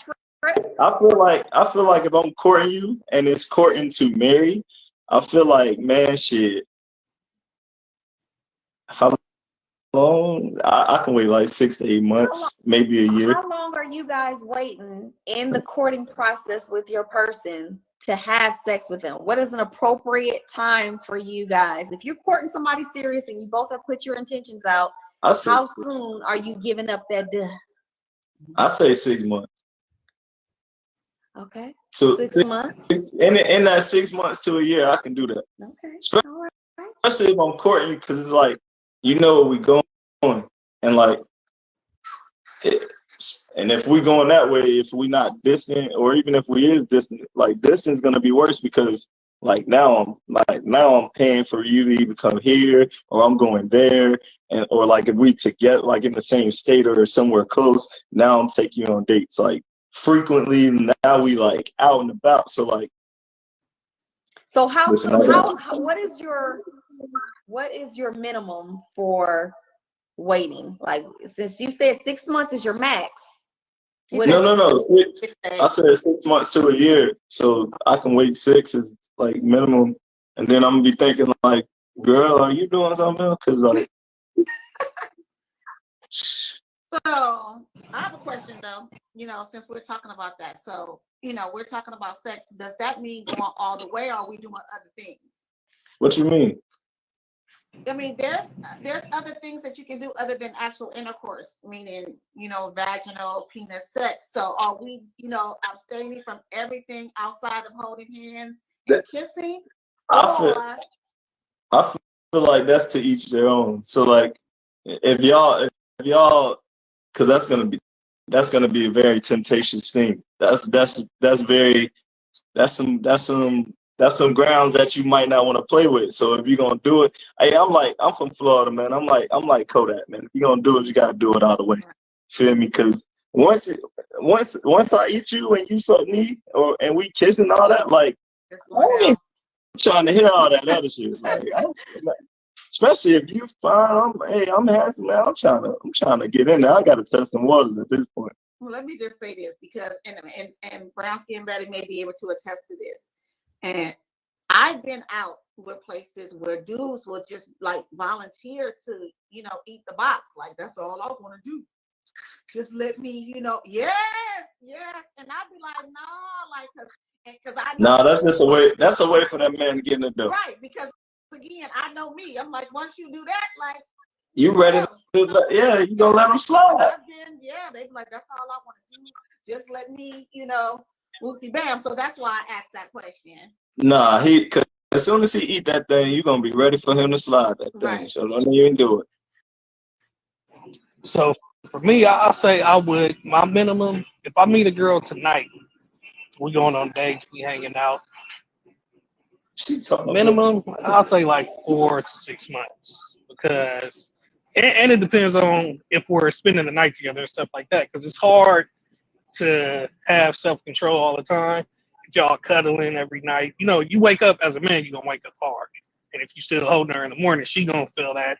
And if y'all giving each other massages and things, so it depends on the situation itself and the chemistry. I feel like every case would be different for everybody, because a man can meet a woman right now and have sex with her a week from now because their chemistry is popping, versus another man meet her, it might take him 6 months, so it depends on the situation. But me, like I said, for myself, for me to get my body to a woman, I have to see those qualities in her that I need to see in a wife or mother of my child. So when I speak on my what I'm willing to wait, I'm speaking because like I know what that can do to individuals, right? So like if something happened in between there, I'm not gonna like be like, oh no, I told you I'm gonna wait 6 months. Like you probably don't even know that. I'm just explaining that to you now. But like if in between that happens and I feel like it's all about what it comes down to, communication. You know what I'm saying? Y'all both got to be on the same level. Everything got to be like, everything got to be right. And then for me, I feel like, if I'm with a man, our vibe is right, communication's hidden, his actions are showing. I don't see why I'm waiting like 6 months. I'm not doing that. Nah. Because my whole thing is I don't want to be wasting all these months and that dick ain't good.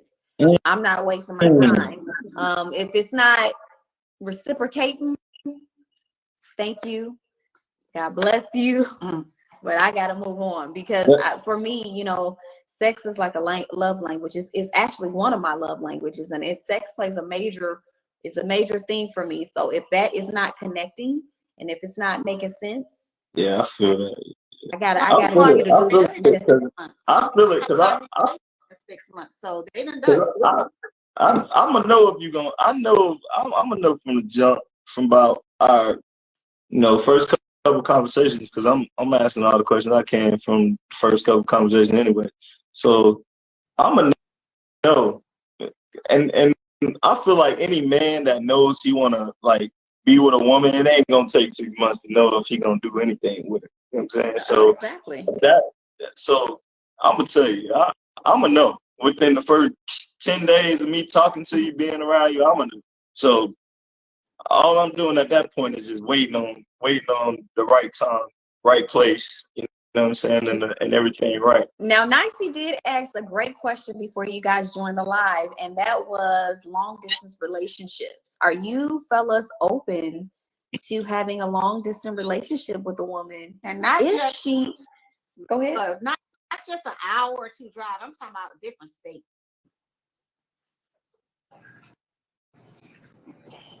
That's tough, cause hey, listen. I feel like the courting process, we could do that, but communication has to be there. But as we get closer to like becoming one, you gotta relocate to me, or if possible, I might relocate to you. But I'll never move in with a woman. I will never give her that power. And she'll just have to even move where I'm at, or we'll have to. How soon you moving the woman that you're courting that's long distance? How soon you moving her to you? Well, I don't. So it just depends on how fast we move, because you never know how God gonna move that thing. Because if He send the right one, y'all will be together forever right then. It just depends, man. Like it's all in that circumstance. So I can't give a solid answer on that. Have you But ever dated long distance? And if so, how long was the distance? I honestly I have never did that. You've never dated long distance? Nah, I ain't You neither. I never had a Have reason. any of you guys ever dated long distance? Well, Whoa! because like I'm not finna. First of all, I don't like. I've never been in a position to have to date long distance. Like in the last 9.5 years, almost a decade, like I've been in the military. So like I didn't have to date long distance for the people that I brought into my life, right? And what I know now is like you are what you eat, also what you think. So you manifest a lot of things in your life, and that's why people be like, well, why I attract this person? Why I attract this? Because you've been thinking. Because you ain't doing what you're supposed to do. So you're gonna attract all the wrong things. So I ain't never been in a position to have to date long distance. Thank God, but I'm gonna say I think I'm good enough. Physically I'm good enough, but like you're gonna have to come your ass out. I'm in California. So. What about you? I'm in California. So for me, I never did it because I've always my love language is sex. It's touch. It's affection. So if I ain't got you here at least 2-3 days a week, I'm gonna lose interest. You know, I'm gonna just lose. I'm not going, because I like to cut. Even if we not having sex, I like to cuddle. I want to hold my woman. Just feeling you next to me, feeling your body next to me, it does something to me. So it's like if we on the phone, video chatting every day, but I don't get to actually see you in person, it's not the same. Now, being at the point I am in my life to where I have the sexual discipline I have, it's possible now that I can do the long distance thing. We're gonna have to be flying probably 2-3 times a month, either me or her, but I've just never did it for those reasons. I mean, I had women who lived with me back in the day, and I was still cheating on them. We used to have sex every like I had, so a long distance back in the day was not about to work for me back in the day. Hey, I'm gonna tell you like this, bro. Hey, I'm gonna tell you like I got rewards for 7 different cities around the country, and 1 outside. Well, 6 around the country, 1 outside the country. If we can't find no vacation time somewhere in there, man, I'm talking about all the major cities. New York. I got New York, Orlando, San Diego, Vegas, Washington, D.C., New York, and Hawaii, Myrtle Beach. If we can't go somewhere and do something, I got 18 months. What about you, Nicey? I've never dated anyone long distance. I don't know if I'm even open to it, to be honest. Only because it depends on the distance. So for me, distance for me cannot be more than driving distance, and I'm gonna say 2 hours maybe. I need time. What part of California you live in? LA. So I'm in LA too. So could you do the Bay? 2.5. Could you do like Vegas or the Bay? I mean, I think, yeah. I mean, again, so it depends on the person. Vegas is what, 5 hours from you? 6 hours? I know, man. 3.5 in the car. And on a plane, it's only 35 minutes. So for me, I'm in LA. I can do up north, Oakland, San Francisco. I can do Arizona. I can do Vegas. Outside of that, I don't know. It'll be hard. If it's like a super flight, I'm not sure. But those, because I could drive to those places, no problem. Right. I do it all the time. Like shit, I just drove to Atlanta this year and back. So I don't know. I think I could do long distance. I ain't driving to Atlanta. I'll fly to Atlanta, but I ain't driving though. Yeah, I'll fly. It depends on the distance. If it's a long flight, you know what I'm saying? I feel like it depends on the person. If she worth it, she worth it. Now, Brown Skin Betty, you said I got a question. I got a question for Brown Skin Betty. You said for you it's been 3.5 years, right? It's been some time. I ain't trying to talk about how long it's been. But it's been a while. Okay, and you said that 6 months would be a long time. So like within the past 3 years and some change, have you dated anybody for a few months or anything? In my past? Within the past like 3 to 4 years, have you dated or courted anybody? Yeah. And it just didn't get to the sexual point. You're asking too many questions, but yes, It has gone forward. But my whole thing is I like to be transparent. I let the person know, like, hey, I'm not into going 6 months before having sex. Like, we need to get this process going. I need to be able to see if this is compatible for me. Like, because the scariest thing for me is being able to link up with a man and you guys are vibing mentally, you guys are vibing on conversations, all of that. He looking good, you looking good, the vibe is there, but the chemistry sexually is off. I can't. That's just me. So what is it that a man is to do to get somebody like your attention, Brown Skin? And then I see it's for you too. So what can a man do to get my attention? From different perspectives, like, because social media is crazy. Like, you don't know who, like, just because a guy writes you, that don't mean, like, how do you determine, like, oh, okay, I can write him back? Or like, how do you determine if a guy walks up on you on the street, if you're gonna, like, give him your information or talk to him? You know, like, what it is for me? Consistency. Mm-hmm. I like to see the pursuit of a man for a woman. Like, if he really is seeing something for you, because of course your DMs are filled.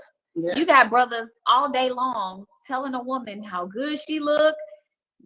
Can I get an opportunity with you? How's your day, beautiful, rich, grand risings queen? I mean, the DMs is filled all day. But the brother that is consistent, whether he's bringing up different political topics, sharing something he may have saw. What is your thoughts on it? Just constantly, because that's going to make her remember you. It's going to be like, oh, okay, here we go again with something else. You know what I'm saying? So it's kind of like demanding her attention a little bit. And then from there, as the progression of conversation goes on, because again, you want to keep it natural. You don't want to be like a pest, but at the same time, you want to give her that consistency. Like, hey, I want you to see that I am trying. And then from there, conversation sparks, and guys have done that. And I mean, I have responded. Like, so just don't be thirsty, but don't be afraid to be consistent either. Just hitting her up like, hey, good morning, how's your day going? Oh, I saw this article. I know you like to talk about subjects like this. Look at her social media. Look what she's talking about. Find something that you think she may be able to add to. Spark up a conversation. Keep it natural. That's the best way to get women, I think. Your DM was about to be jumping after this live. They're always jumping. Like she said, consistency and also confidence. You know what I'm saying? You know a confident man. You know when niggas are selling, wolf tickets too. You know what I'm saying? Because it seems like you hearing the same thing over and over. You're like, how many DMs he ain't saying the same thing? You know what I'm saying? So, like she said, consistency, but also the confidence, and it will spark the conversation.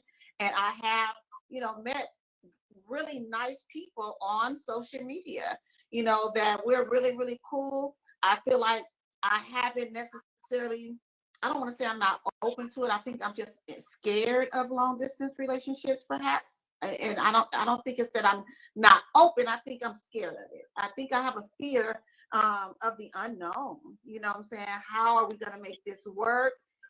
Because it is work. Relationships are already work. Wait, Nasty, wait. You just said you fear of the unknown? What do you believe in? What do you believe in? When it comes to long distance relationships, especially. No, what do you believe in as far as, like, do you believe in God? Do you believe in this or that? Right. So the fear is he being honest? Is he being true? Is he being faithful? Like, you way over there. If you literally a 3, 4, 5 hour plane ride away, you know what I'm saying? But if you go into it already fearing, how could you expect it to work? That's what I'm saying. I'm letting you already got doubt in your mind. I do. That's what I was saying from that one phrase that you said. It was just like, to me, all wrong. It is. I feel like you should.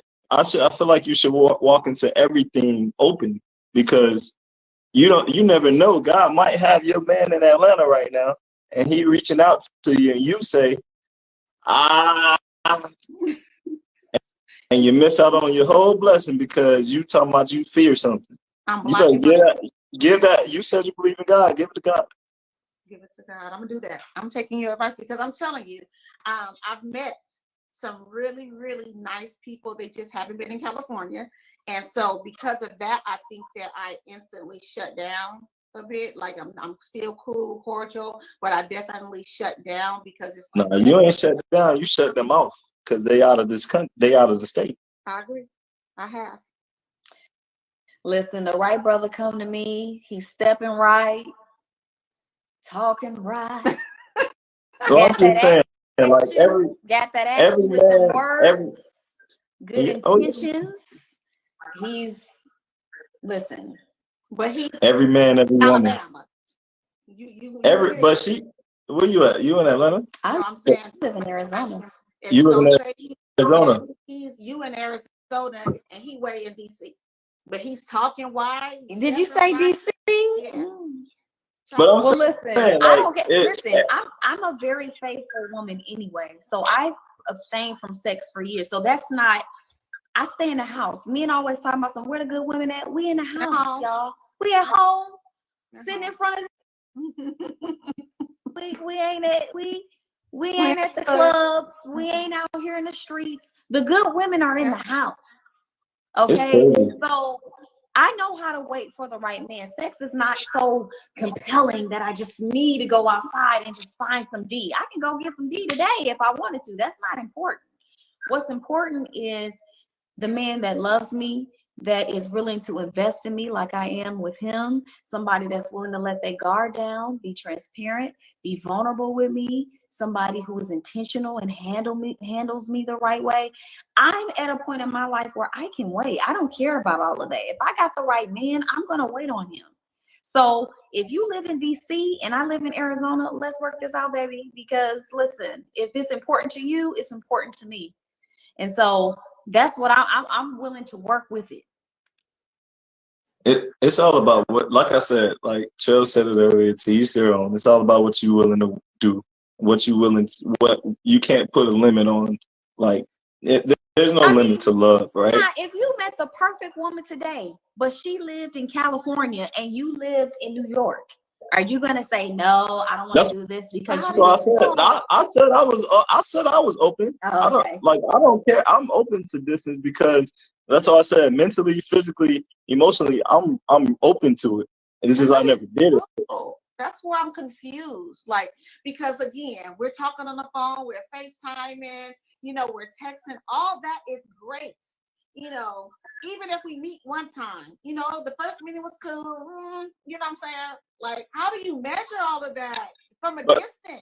I guess that's. But you said so like a lot of times, like, you're supposed to be distant and not distant, but you're supposed to be in separate houses anyway in the courting process. You're not supposed to be living together, sleeping together, doing all that. You're supposed to be separate, right? And then y'all come back together. So if you just think about it on a broader scale, you're just doing it at a distance, different times, at a longer distance of time between each other, right? So I've seen it, but I'm just saying I haven't did it. So I'm open to it. I'm like, a motherfucker can be 5 hours away. Guess what? I drive to Northern California all the time, and I stay 6 hours away from Stockton. To give an idea of how far I live from Stockton, I stay 3 hours from LA, or 2.5 hours from LA, 3 from San Diego. Like, I don't care. I drive for a living. So I don't care about doing none of that. But it's about the consistency on both ends. Once I got you, me personally, I got you. So now it's about keeping you. And that's what, like, a lot of times we lose track of. Like, I got you, now it's about keeping you. And how long do you talk on the phone and text and FaceTime and stuff like that before you actually meet? What's kind of the time limit? Like, is there a time limit? Is it based on, I don't think it's a time limit because you're trying to get to know this person. So, like, I'm all about the person. I'm like all about in-person interaction. Like, I want to be in front of you. I want you to be in front of me. I want to see the different, I want to say certain things and see how you react. I want to see your emotions. You know what I'm saying? Relevant, where I'm going to take you out and I'm going to bring somebody else in. Thank you so much for joining the live, King. I appreciate you. Oh, yeah, I ain't grabbing not one grocery. So yeah, let me hop off. All right, thank you. All right, brother. he is so cool. I love his personality. He's such a good guy. But yeah, I feel like if it comes to you, you never know what package love may come to you. You got to be open to receive it. Hello, welcome to the Pick Me Godcast. Hello. Thanks for having me in. Let me get into some more light. Sorry. Yeah, There we go. There we go. Let me go up so I can get to you. There you go. There we go. So what are you guys talking about? What are we talking about? We saw your comment in the comment chat, and it said something that you met your wife long distance. Are you married? Yes. Okay, so you met your wife long distance. How did that work? So I was in Louisiana, and she was in like deep Louisiana, and she was in New York. Right. So really, really far. She relocated to Atlanta, and I met her on Facebook. We old. I'm not gonna say. And I just fell in love with her content, and she had poetry, different things that kind of made me feel like I knew her as a person. I reached out. We had one friend in common. That friend kind of hooked it up, and we called that first night, and we've been talking ever since. Yeah. So y'all are in constant communication, constant talking, constant from that night. So it's funny you were talking about celibacy, because I was on a spiritual journey at the time, and I was fasting from sex, from meat, from everything. And it was so hard, right? Because I'm like you. I'm like, I need to feel that energy. I need to feel that physical energy from day one, like once I meet you. So it was 2 weeks after we first started talking, and I got with her finally, and the energy was just popping. It was. So when you say you got with her, was this when y'all finally met after all that talking, after all that getting to know each other, peeling back the layers, and y'all finally meet? You didn't call me with the red cup. All right, somebody. Listen. Hey, don't make me go get my glass. Right. Listen, you caught me. All right, so. Hold on. Lord have mercy. Get your cup, John. Oh, hold on. Let me get my glass. Cheers. Oh, Lord. Cheers. I love love. I love love stories. It's it sneak up on you. I love love stories because it gives me hope, to be honest. Yeah. Not that I didn't have it, what I'm saying, but it just lets me know that love is still there, love is still real, and it still exists, and I'm gonna get it. That's real. Okay, I had to get my charger, so go ahead, continue. Okay. I want to hear this. Okay, all right. So listen, I'm gonna preface this with I'm not a good storyteller, but so anywho, where did I leave off? So she moved to Atlanta. I'm still in Louisiana, and it's 2 weeks in, and I'm like, man, I gotta see you. She stops, and I'm like, what? She was going to a black ski resort in Tennessee that weekend to meet up with whatever. So she went. Dude stood her up. Didn't show. That sounds like God to me. God. Sound like it to me. God. So want to do it? I said this. I said, listen, love. I'm bottom of Louisiana, almost by Texas.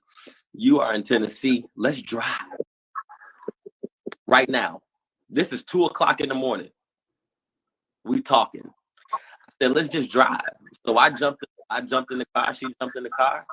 We drove. I'm not kidding, y'all. We met in Meridian, Mississippi. I know that's it. You know what that's at? Yeah, I was stationed in Louisiana at Fort Pope. So you know how far we drove, right? That was a minute. That was a minute. It was a minute. You dedicated, brother. So when you know, you know. When you know, you know, y'all. When you know, you know.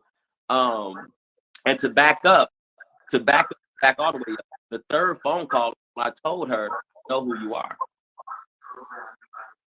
I spoke it like you were talking about.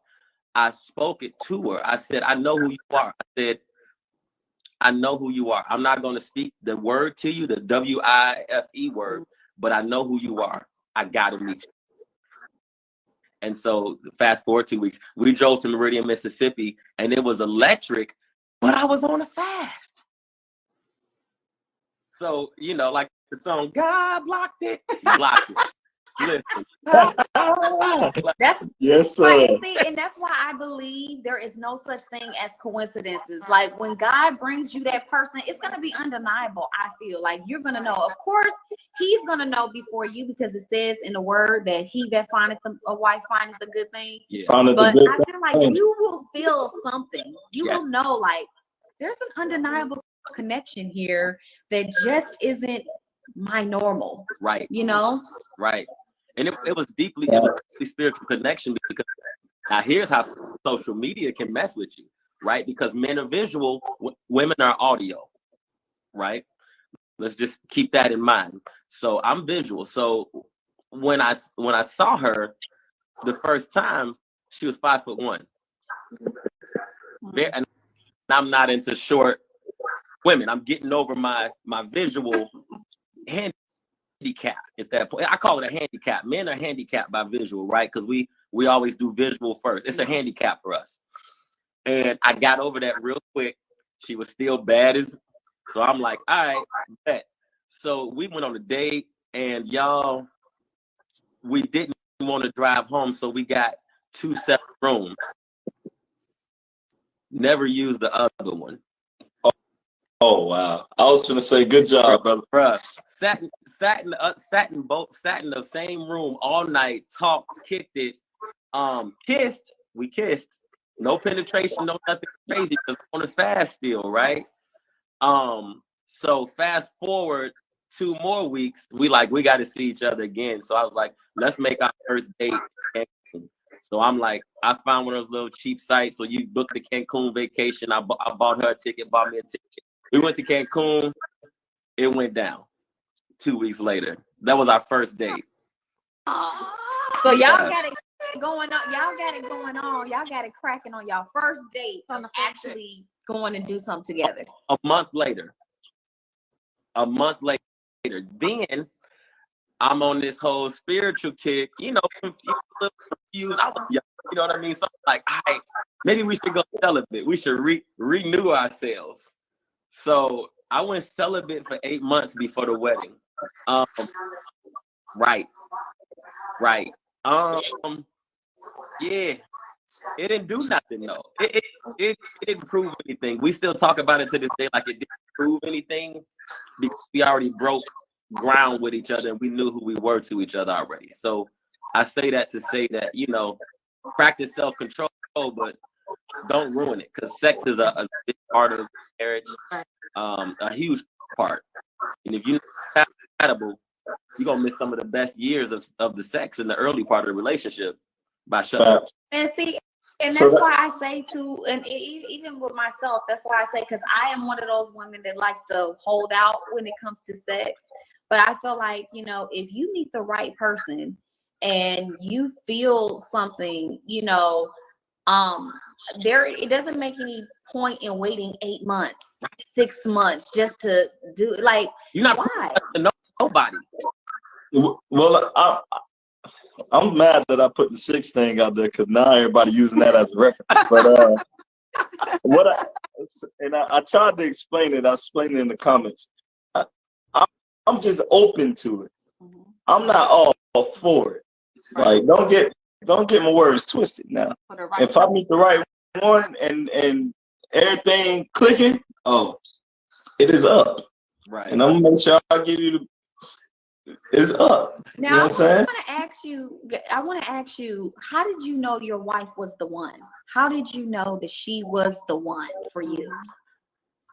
Good question. Alignment.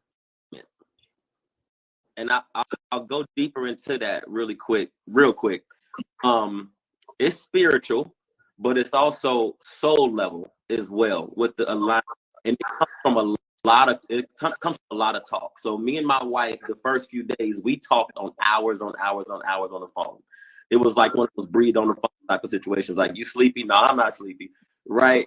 But through that conversation, through that dialogue, we got into each other's conscious and we got into each other's subconscious.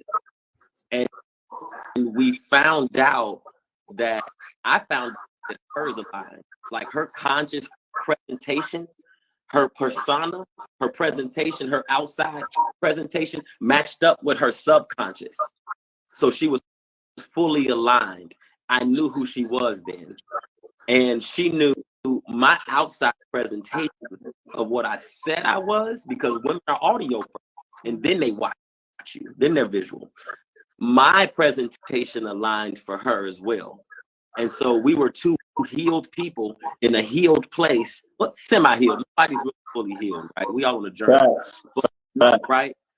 But we were both aligned in that point in time. Like, she was practicing self-care, she was doing yoga, she was doing dance, she was feeling sexy, but yet she was still on her spiritual path. She was taking care of me. I was keeping myself away from, I call them mini relationships, just keep the time passing, and I stayed away from all of that, and I'm just keeping to myself and healing myself.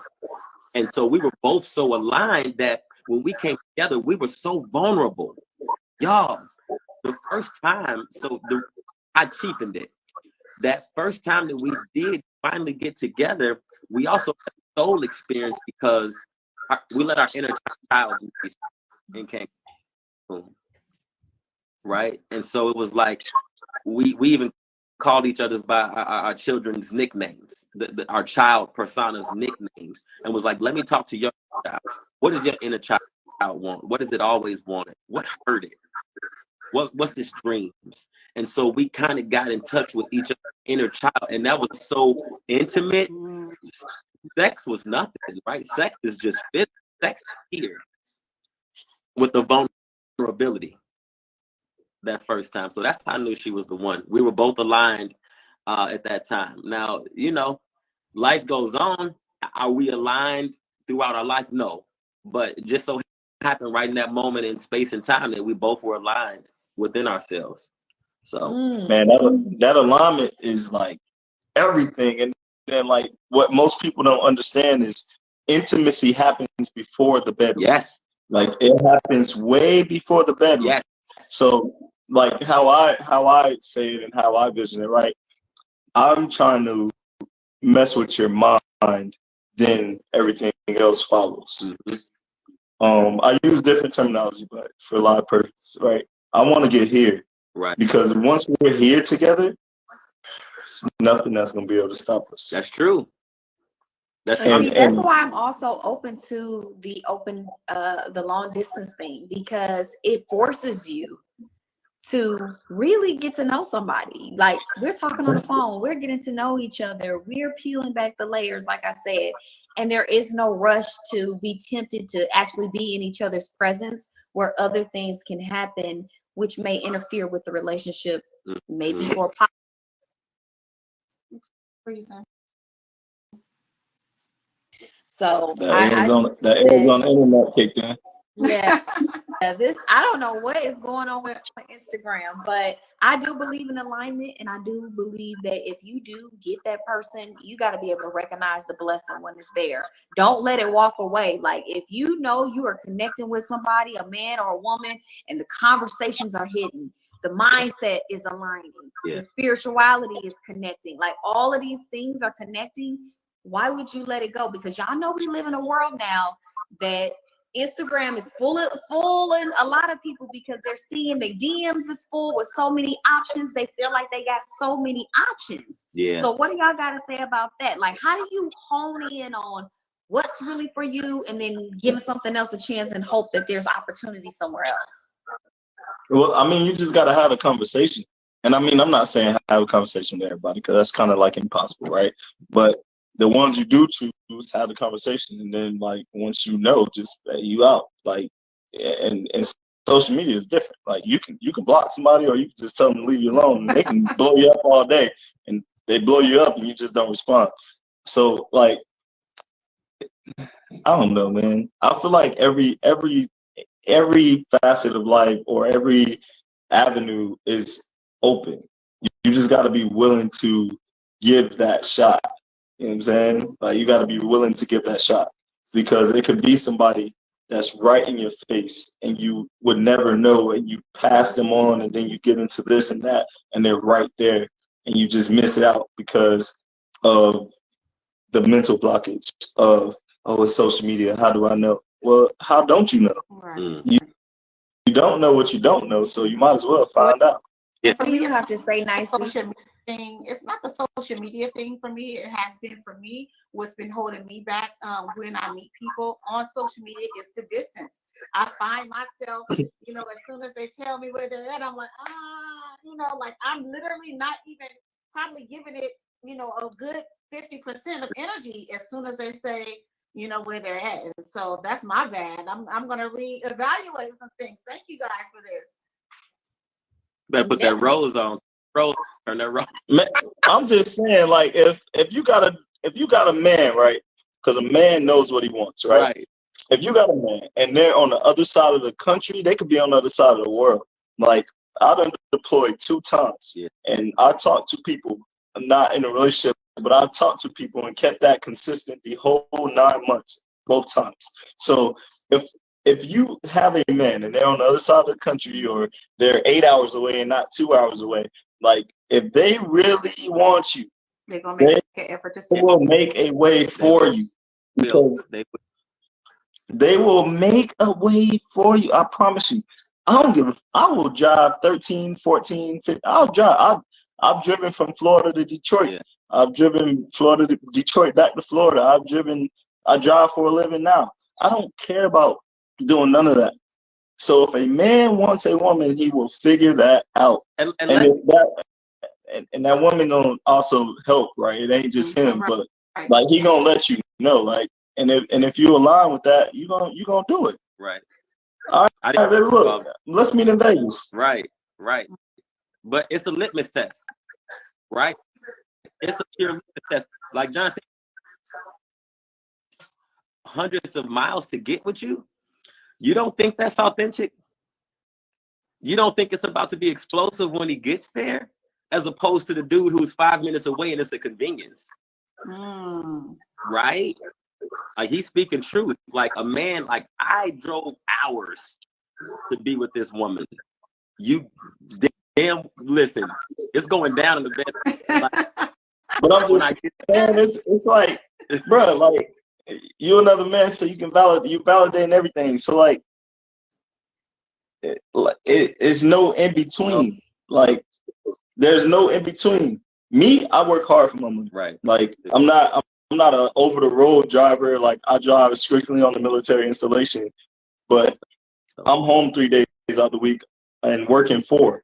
So on my off time, if I choose to come to you, I'm not playing with you, because I'm spending my time, my treasure, and my money. Yes. So I'm not playing no games. Like, so a man is not gonna play with you, especially with distance. Yeah. They're not gonna play. They're gonna, if they want it, they will. Trust me, they will make it happen. Listen, everybody on this podcast about to have long distance relationships. We messing with people's minds right now. I'm not saying that they all long distance, but shoot, if they close and you ain't close, hey, that works for you. That works for you. But I'm just saying, be open to the opportunities that's there. Now I have one question. How soon, like, if you are long distance with someone and you guys know that you are meant to be after that connection and you're seeing each other over some time, when are you as men making the choice to say, hey, I gotta have you here? Like, we can't keep doing this. I see you maybe every other month or whatever. I need you around. So how soon are you guys making the commitment to say, I want you to come here? Hey, listen, I'm gonna tell you, you married, so like, you already basically told us, like, it was no time, right? It depends on the connection, like how he just said how this happened. Like, that seems like a month or 2, and y'all already kind of knew that, like, hey, I ain't going nowhere. Mm-hmm. And y'all probably already knew that before then. We knew But so you're gonna know. Like I'm telling you, like if you believe how I believe, you're going to know. Like you're going to know. It's gonna be right here, and it's gonna be a feeling or a constant that's not gonna leave your body as a man. So it could be anything. If that's a month, if that's 2 months, if that's a year and a half, like some people in the comments say, it's all about what you two have together. So if that's 2 weeks, well, I guess 2 weeks. Hey, you can have a story that you can say 2 weeks. I met this guy, and 2 weeks later, I was living with him. Like, but I still don't feel like 2 weeks is like long enough. But you can find out a lot about somebody in a week. I mean, I guess for me and my wife, it took us. We were long distance for a year, right? So it, honestly, man, once you have your mind made up, it's really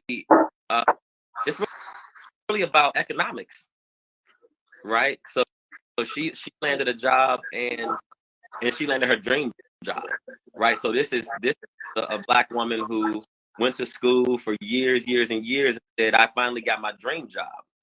Me, I was working a job. So this is, again, us being vulnerable as two grown people, and me saying, you know what? Let's be honest with myself. I don't love my job. Exactly. Right. So, you know, I can be honest with you. I was a school principal, and I was in a tough situation, and I was like, you know what? I love kids, but I don't like this. So I'm out. Into the school year, I'm out. Great paying job, great benefits, all that. But I chucked the deuces and went to zero for this. So we can write a book, right? And so the power dynamic switched when after a year it was like, okay, a year and a half, we're going to get married, right? So 6 months after we moved together, we're getting married. So I'm moving to a woman, That's crazy. Without marriage, giving up a 6-figure job, and on faith. Wow. That's how powerful the connection was. I think I'll be in your same boat, because I will not marry nan woman and bring her here to California. Now, what do you think? What do you think? Would you move if you met the perfect man and you both were aligning? Would you move? Yes. Or have him move to you? What do you feel about that whole idea? I'm not married to California. I've been born and raised here. I'm not married to the state though. You know, I would love to move somewhere else and be happy and stuff, or if it's him being here. So I'm not, set on just being here. Absolutely, I'm open to leaving California or him leaving wherever he is and coming here. I'm not open to moving until I'm engaged. That's just a rule that I've made for myself. That's just a boundary that I've set. So whoever the man is that I'm dating, he has to understand that, like, I'm not really ready to make that level of commitment of leaving my location, my job, and all of that if we're not engaged. If we're not engaged, then we can still court, we can still, but I'm expecting something. Yeah, like I can't make that level of a move without you making that move for me to feel safe enough to say, okay, let me move with him or wherever we're going. Well, I'm not, when I say, into relocating, I'm not relocating with my boyfriend. Facts. But who would expect you to? Yeah. Right. And quite personally, right, me, like, finances is everything. And if you moving is not going to help us long term, then it might be beneficial for you to stay and for me to come to you. Right. Now, I did say earlier, I know people like, oh, well, you said you want to move in with a woman. You're right. I'll buy a house over there where you at. We can move over there. So you ain't got to worry about all that. Or whatever we have to do in that moment to make it work for us, because every situation is going to be different. And I don't care. I'll pick all this shit up and leave. The right one, yes. Yeah. I think we all would, to be honest, because one thing is the heart wants what the heart wants. And when you love someone, you know, you'll move mountains to be with them. Yeah. So. And I mean, and from my situation, because I saw some of the comments like I think the Nana was good and all of that. Yeah, bro, say the power. No, bro, say the listen. power of the Nana. The Nana was definitely on wet macaroni. But listen, it was. I've never heard wet macaroni go crazy. It was all. But for real, on the open tip, like, don't think it was like it was a fake move. It was a fake jump. But we still had our own spaces though, and we were engaged. I had proposed to her at the time I had moved up, but we still had our own cribs, right? So like I still own my house, you know what I'm saying, outright. She still owned her crib. So it was like we engaged now. Let's be vulnerable. And I think that's what's missing. I think the ego blocks a lot of these relationships from blossoming, because what man do you know is gonna give up his money to go be with a woman? You know what I mean? And it didn't work for about 3 years. I'm gonna be real transparent. Like $0 came in after that for like 3 years. You know that's what I'm one saying? thing I'm glad I joined the military. I can get up and move wherever I want. Yeah. I just started my VA shit, so like that's gonna be passive income that will never stop. Yeah. Unless I do something stupid to go to prison, right? And that I'm not speaking that into as well. But I'm saying like in a lot of ways, it literally set me up to be able to do that, right? I can literally move anywhere I want to and know that if I quit this job, even though I'm making close to 6 figures, right, I'll be all right. Yeah. Because I'll still have some income in. Yeah. So and know the other side of it. I know it sounds cliche, but you know, the two put 10,000 a flight.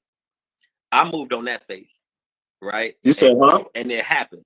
You know what I'm saying? Like, as far as like, you know, one to put 1,000 a flight, but two could put 10,000 a flight. The biblical principle. Okay, yeah. I moved on faith with that because I'm like, you know what? I'm gonna trust God on this one.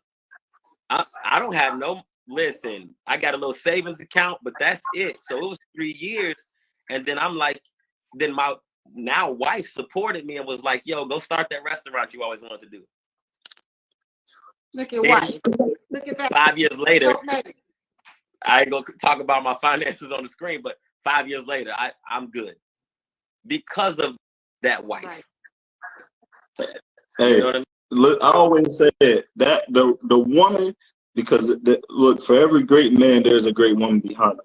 Yeah. And for me, right? Yeah. I need a great woman because a woman ties everything together.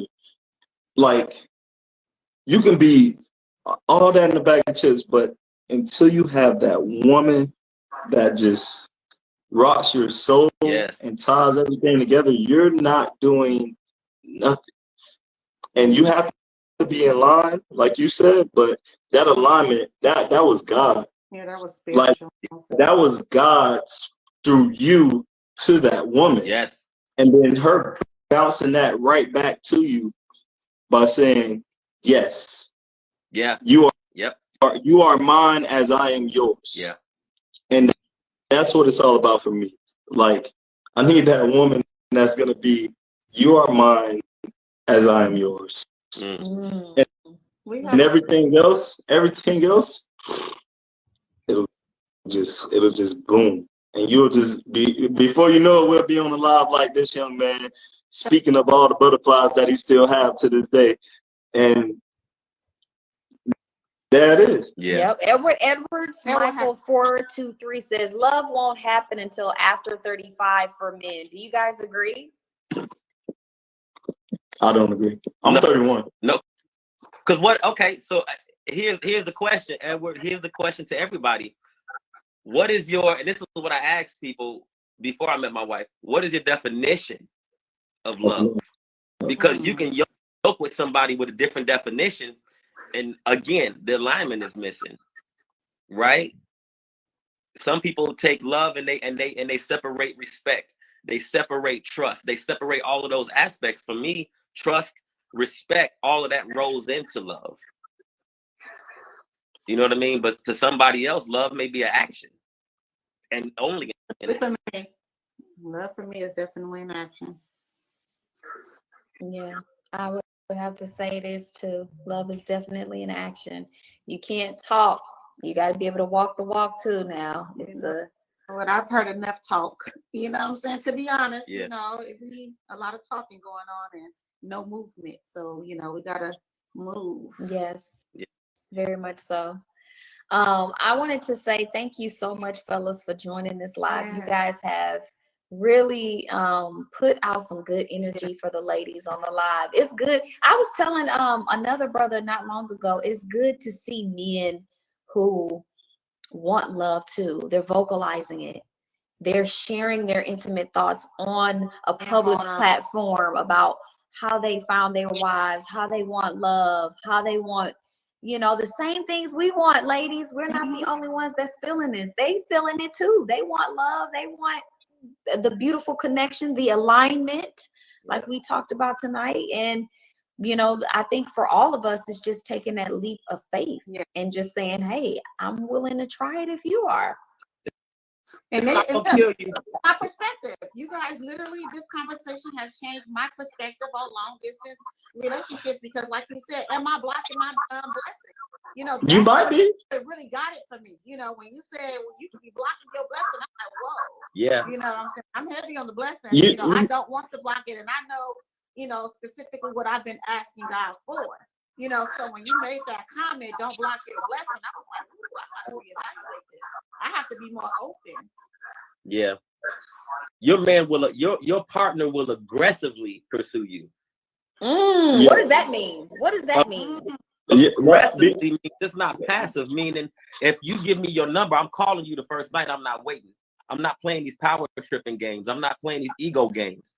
As soon as you give me, and don't take it, and here goes the narrative that's really blocking a lot of blessings, the thirsty blessing. A dude is only thirsty if you don't like him. You understand what I'm saying? So that the dude that is going to come after you is going to have that energy of thirsty. That thirsty is not even a term. Hey, I'm right? with the frosted flakes. You know what I'm saying? So it's like let that thirsty person come at you. And if Because you might be blocking your thirsty blessing. Oh, drink up. So you saying, But I'm just saying. You're saying whoever the man is, he should be applying pressure. Yes. Yeah, because like he's said it multiple times without saying it, right? Purpose. Like a man has to know his purpose, and then to know his purpose ties into him actually going after that woman.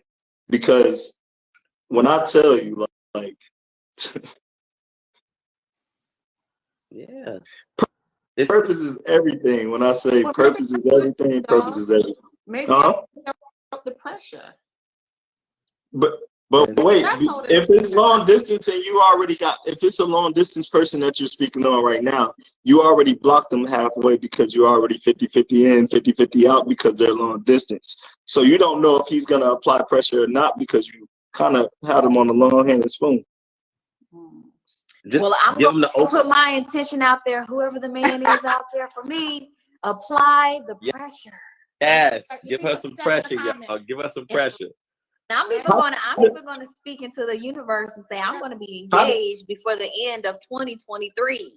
How y'all women feel about a man? How y'all women feel about a man leaving y'all their number? That's fine. What's the big deal? The only thing that I won't say it's a big deal because I won't say it. Like I won't say it's a big deal, but what I'm asking is because it's not normal. The normal is for a guy to keep hitting you up and he keep hitting you up, and then eventually you might respond or not. So what if the guy just be like, you know what, I'm not gonna keep responding to you, but here's my number. If you want to contact me, here I go. That's flattering to me. Only thing I can't do is approach a guy like in person. Okay. Like without. Oh, that's different. That's real. Make eye contact.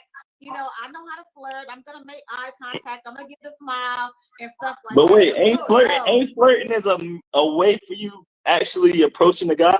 Well, I mean, I see him looking and I'm like, he's cute, he's handsome. Like, I'm going to look back. I ain't going to be like, some heifers that just, turn their nose up or whatever. Like, I'm going to let them know that, I see you, see me. Right. You know what I'm saying? But I cannot walk up into a dude and be like, hey, can I get your number? If a woman is making too much eye contact, you already was looking at me anyway. I'm gonna come talk to you. Gotcha. Oh, honey, I'm batting my lashes. Yes. Smiling hard. Like, it's certain things that I might walk past you once or twice, and just to make sure that you're looking at me. It's a lot of people in the room. You might not be looking at me, so let me make sure that I ain't tripping. That this beautiful young lady over here staring at me, flirting with me. Let me walk past a couple times. I walk past that first time. If you're looking at me, that second time I'm coming. Yeah. Now, what if a woman does approach you though, and she's like, I saw you. I've been approached. That time you on or off? I've been approached. It's to me, a woman approaching me, you got balls, because like it's not normal. Like I need you to talk to me now. Now I want to talk to you. Listen, I'm gonna speak on that one. I got to speak on that one. So the 7 relationships that I had, like long, deep relationships, I thought, right? So they all approached me. All 7 of them. 6 out of 7 was cheaters. Oh, sad. Right. So for me, it kind of spoiled the whole scene of a woman being the aggressor, because at that point, women are supposed to be audio, not visual first. So if a woman is visual, she's living in a different realm.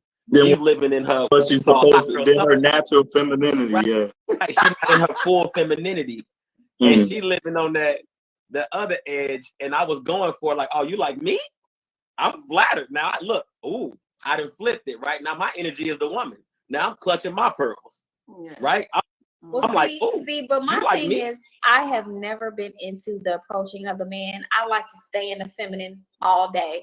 I'm not about to. I might smile. I might, pick up a conversation to have with you or whatever, spark something. But I'm definitely not approaching you. I'm not coming to you like, hey, can I have your phone number? I'm not doing that. Yeah. All right. So what if the man just don't get the hint and he just flirting with you? He walk by you and it looks as if he's leaving. Would you touch him to try to get his attention? No. I'm just asking, not telling. No. I'm glad. I think that is the man's job. You are the pursuer. You are the one who goes after what you want. And it also tells me something about that man. If you are not courageous and confident enough to come and step to me like a grown man, I don't want you, because that lets me know something's going on. You either got a woman at home or you just haven't built up enough confidence to approach me. But I definitely want an alpha man. So if you're not got the courage enough to say, hey, I'm going to approach this woman. Again, it's a simple conversation. What is a alpha man to you? I want to hear a woman's perspective. That's a long story, but I will say one of the things is approaching your woman. I feel like that's easy. A man does that. I feel like approaching your woman is easy. Men do that every day. Y'all should have already built through your teenage years to becoming an adolescent and as a grown man. I hate the guys that send their friends over like, hey, my partner want to holler at you. He want me to give you his number. It's like, what? No, I'm not interested. Man, the last time somebody did that shit to me, I told them, bro, you might want that girl. Go on over there and talk to her.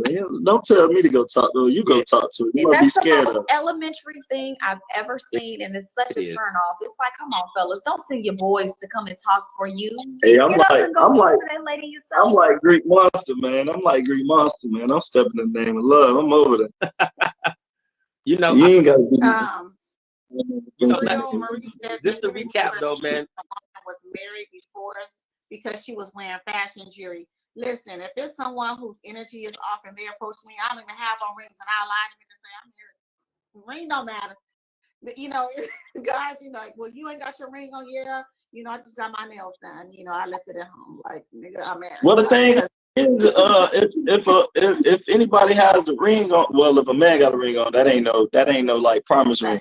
But if a woman has a ring on, it could be the situation where is like a promise ring, or she bought herself a ring because she promised herself that she gonna be married one day and that her husband just gonna replace it.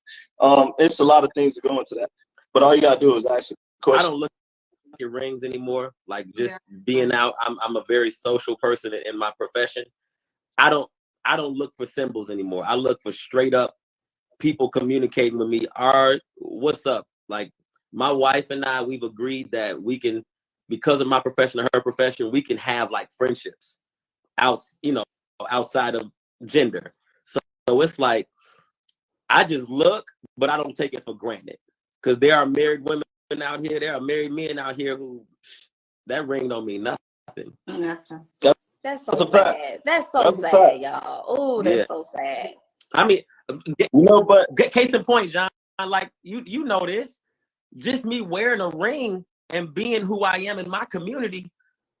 Listen, I got more play coming at me than any point in time in my life, and it's ridiculous, and it's kind of. So you're saying, as a married man, you're getting more play as a married man than you get as a single man. Hey, brother, since you brought it up, well, story time, transparency moment. Right. Hold on.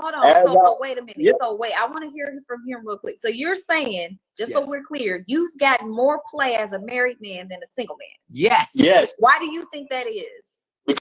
Because you're married. Go ahead.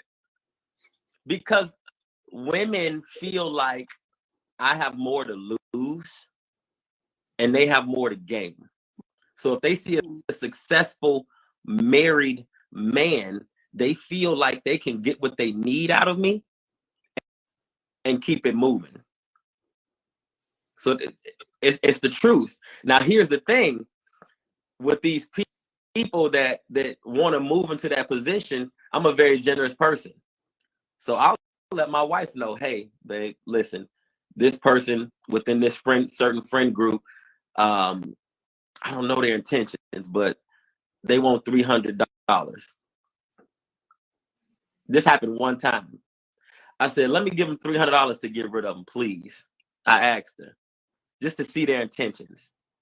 It happened. No more calls. You know what's better than me? I would have been like, tell that. No, I'm just kidding. No, but she's better than me, because she wouldn't have got 300 cents. What was you gonna say, John? What was you gonna say? Don't try to calm down after that statement. Right. You know what you was gonna say. Right. Go up. Go up on the Tuesday. I feel like it's more or less like transparent moment, right?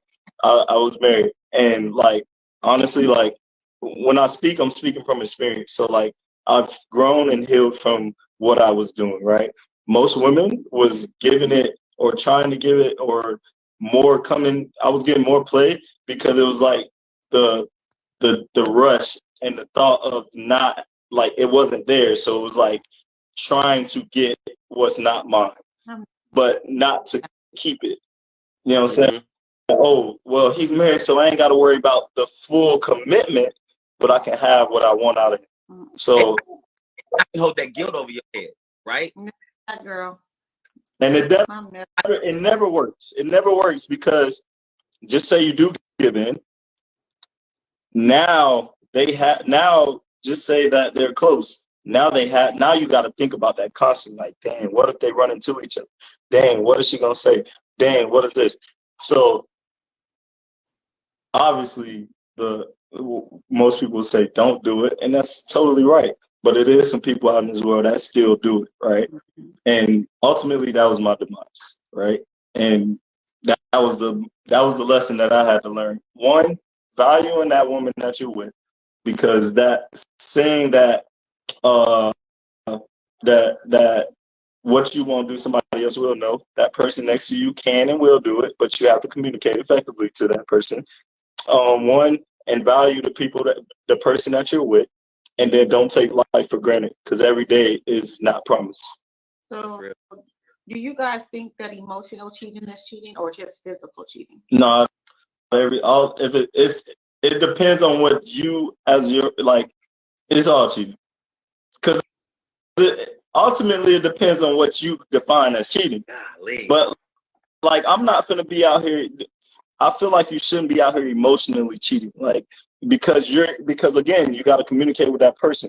If that person is not giving you that emotional like intimacy, I guess, then you don't go look for someone else to give it to you. You go to the person, and then give that person the opportunity to either one, fix themselves or fix the situation. Yeah. Because if you never give them a chance, how can you ever get it from them? Yeah. This thing got deep because I've actually talked about this with some people, and I've come up with, you can cheat socially, you can cheat emotionally, and then you can cheat physically. And I talked about this with my wife or my partner, because I'm like, socially, that's just the construct. If somebody sees me hanging out with somebody and kikiing it up, that can be taken as cheating from the woman's perspective, because that's an embarrassment to the woman. Right? So there's social cheating. Me and my wife agreed that that's off limits. Don't be out here embarrassing me. Emotional cheating, that's where it gets sticky, because if you're allowed to have friendships, and if you are a true lover of the Most High God, you are going to fall in love with people. You're going to fall in love with men and women alike, meaning, I love you, brother. And you're going to say that on the phone with them, and I love you, sister. I love you.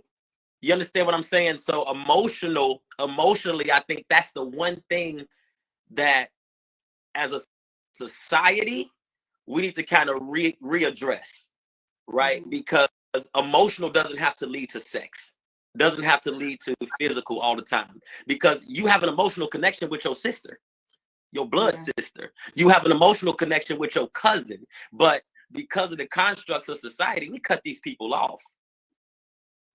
Because we're trained to cut. I'm trained to cut women off emotionally. In the Christian, in the Muslim context, I'm trained to cut them off. And in turn, that happens with my mom. That happens with my sister. That happens with my female cousins. So we really got to readdress that emotional connection thing. We should be allowed to emotional connect with everybody. And I think that would take away that sexual expectation at the end of that emotional connection every time.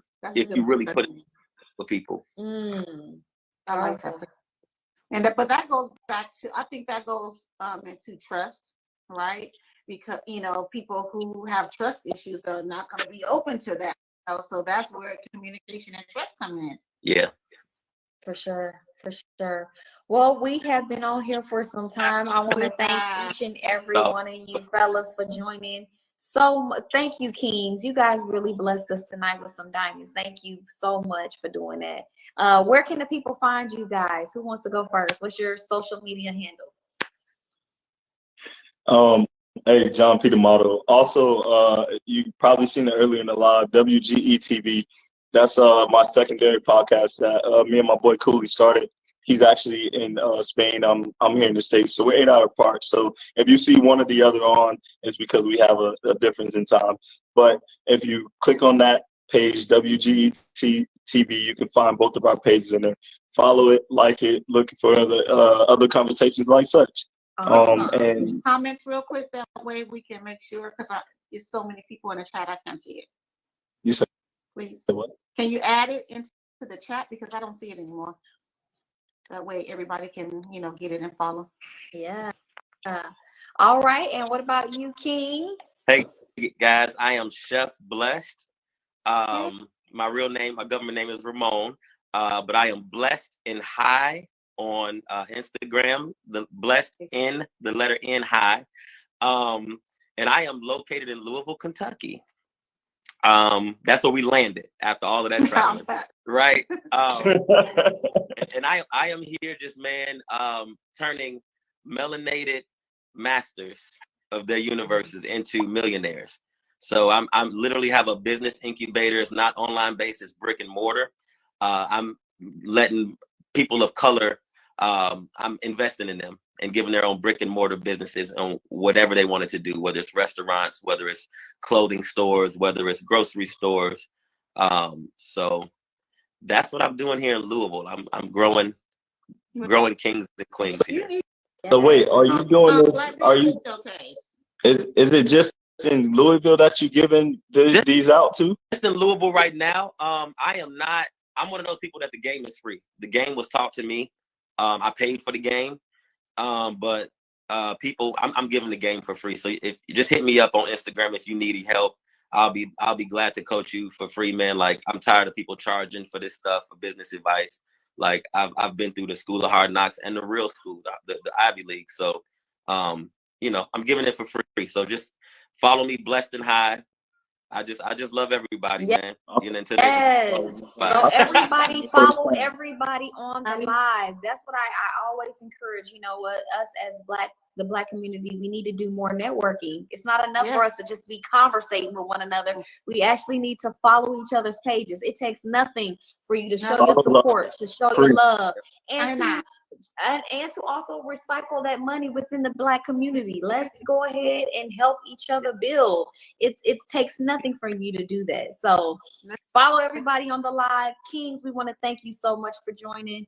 We're gonna end the night with Nicey and I on a great note. What you gonna say, John? What you gonna say? Wait, because I know y'all stuff, so like I'm gonna let y'all finish it out. But I just wanted to finish with saying thank you for letting me come up on your platform and giving you some of the knowledge that I've learned over the years. I may not be they say not older but wiser than a lot of people out there, but I feel like the experience equals the wisdom, right? So I appreciate you for letting me come on and voice, you know, the things that goes on in my head from a man's perspective. And I really do appreciate it, Queen. Thank you, John. Thank you. Oh, I love the love and support. Thank you. This was fun. This was so fun. Maybe we can do. We're gonna have to do this often. Of course, we're gonna do it with us on the YouTube. So, guys, please follow Sincere Love the God's YouTube page. And Nicey, what do you want to say before we end on tonight? I just want to thank everybody for tuning in tonight. I love all the energy that we got from both the guys and the women. Next time, we want some of the girls to come on the live now. Come on, sisters. We love y'all. We're here to build relationships. That means sisterhoods, brotherhoods, you know, families, relationships, all that. That's what the Pick Me Godcast is all about. So like Sis said, we're here to network with each other, but also, you know, to build sisterhoods, brotherhoods, etc. And I just want to again thank you guys so much for all the love that I felt. Again, my perspective changed about long distance relationships. You know, I heard some things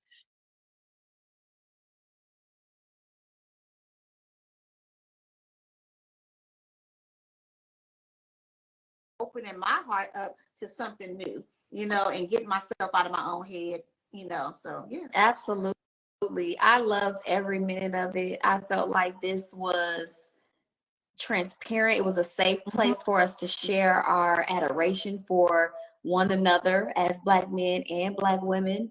And that's what we want to continue to do. Give a safe space where we can share our desires with one another, where we can also come along with one another and supporting each other. That's what we need to see more of in our community. And I'm so excited to be doing this with you, sis, Nicey. I just love your beautiful spirit, and I just feel like you have so much to add from your experiences, your beautiful mindset, being on code, just everything about you. I couldn't have asked for a better person to do this with. So likewise. And with that being said, I could not be with an off-code man. That's to be on code. That's another topic. That's another conversation. Yes.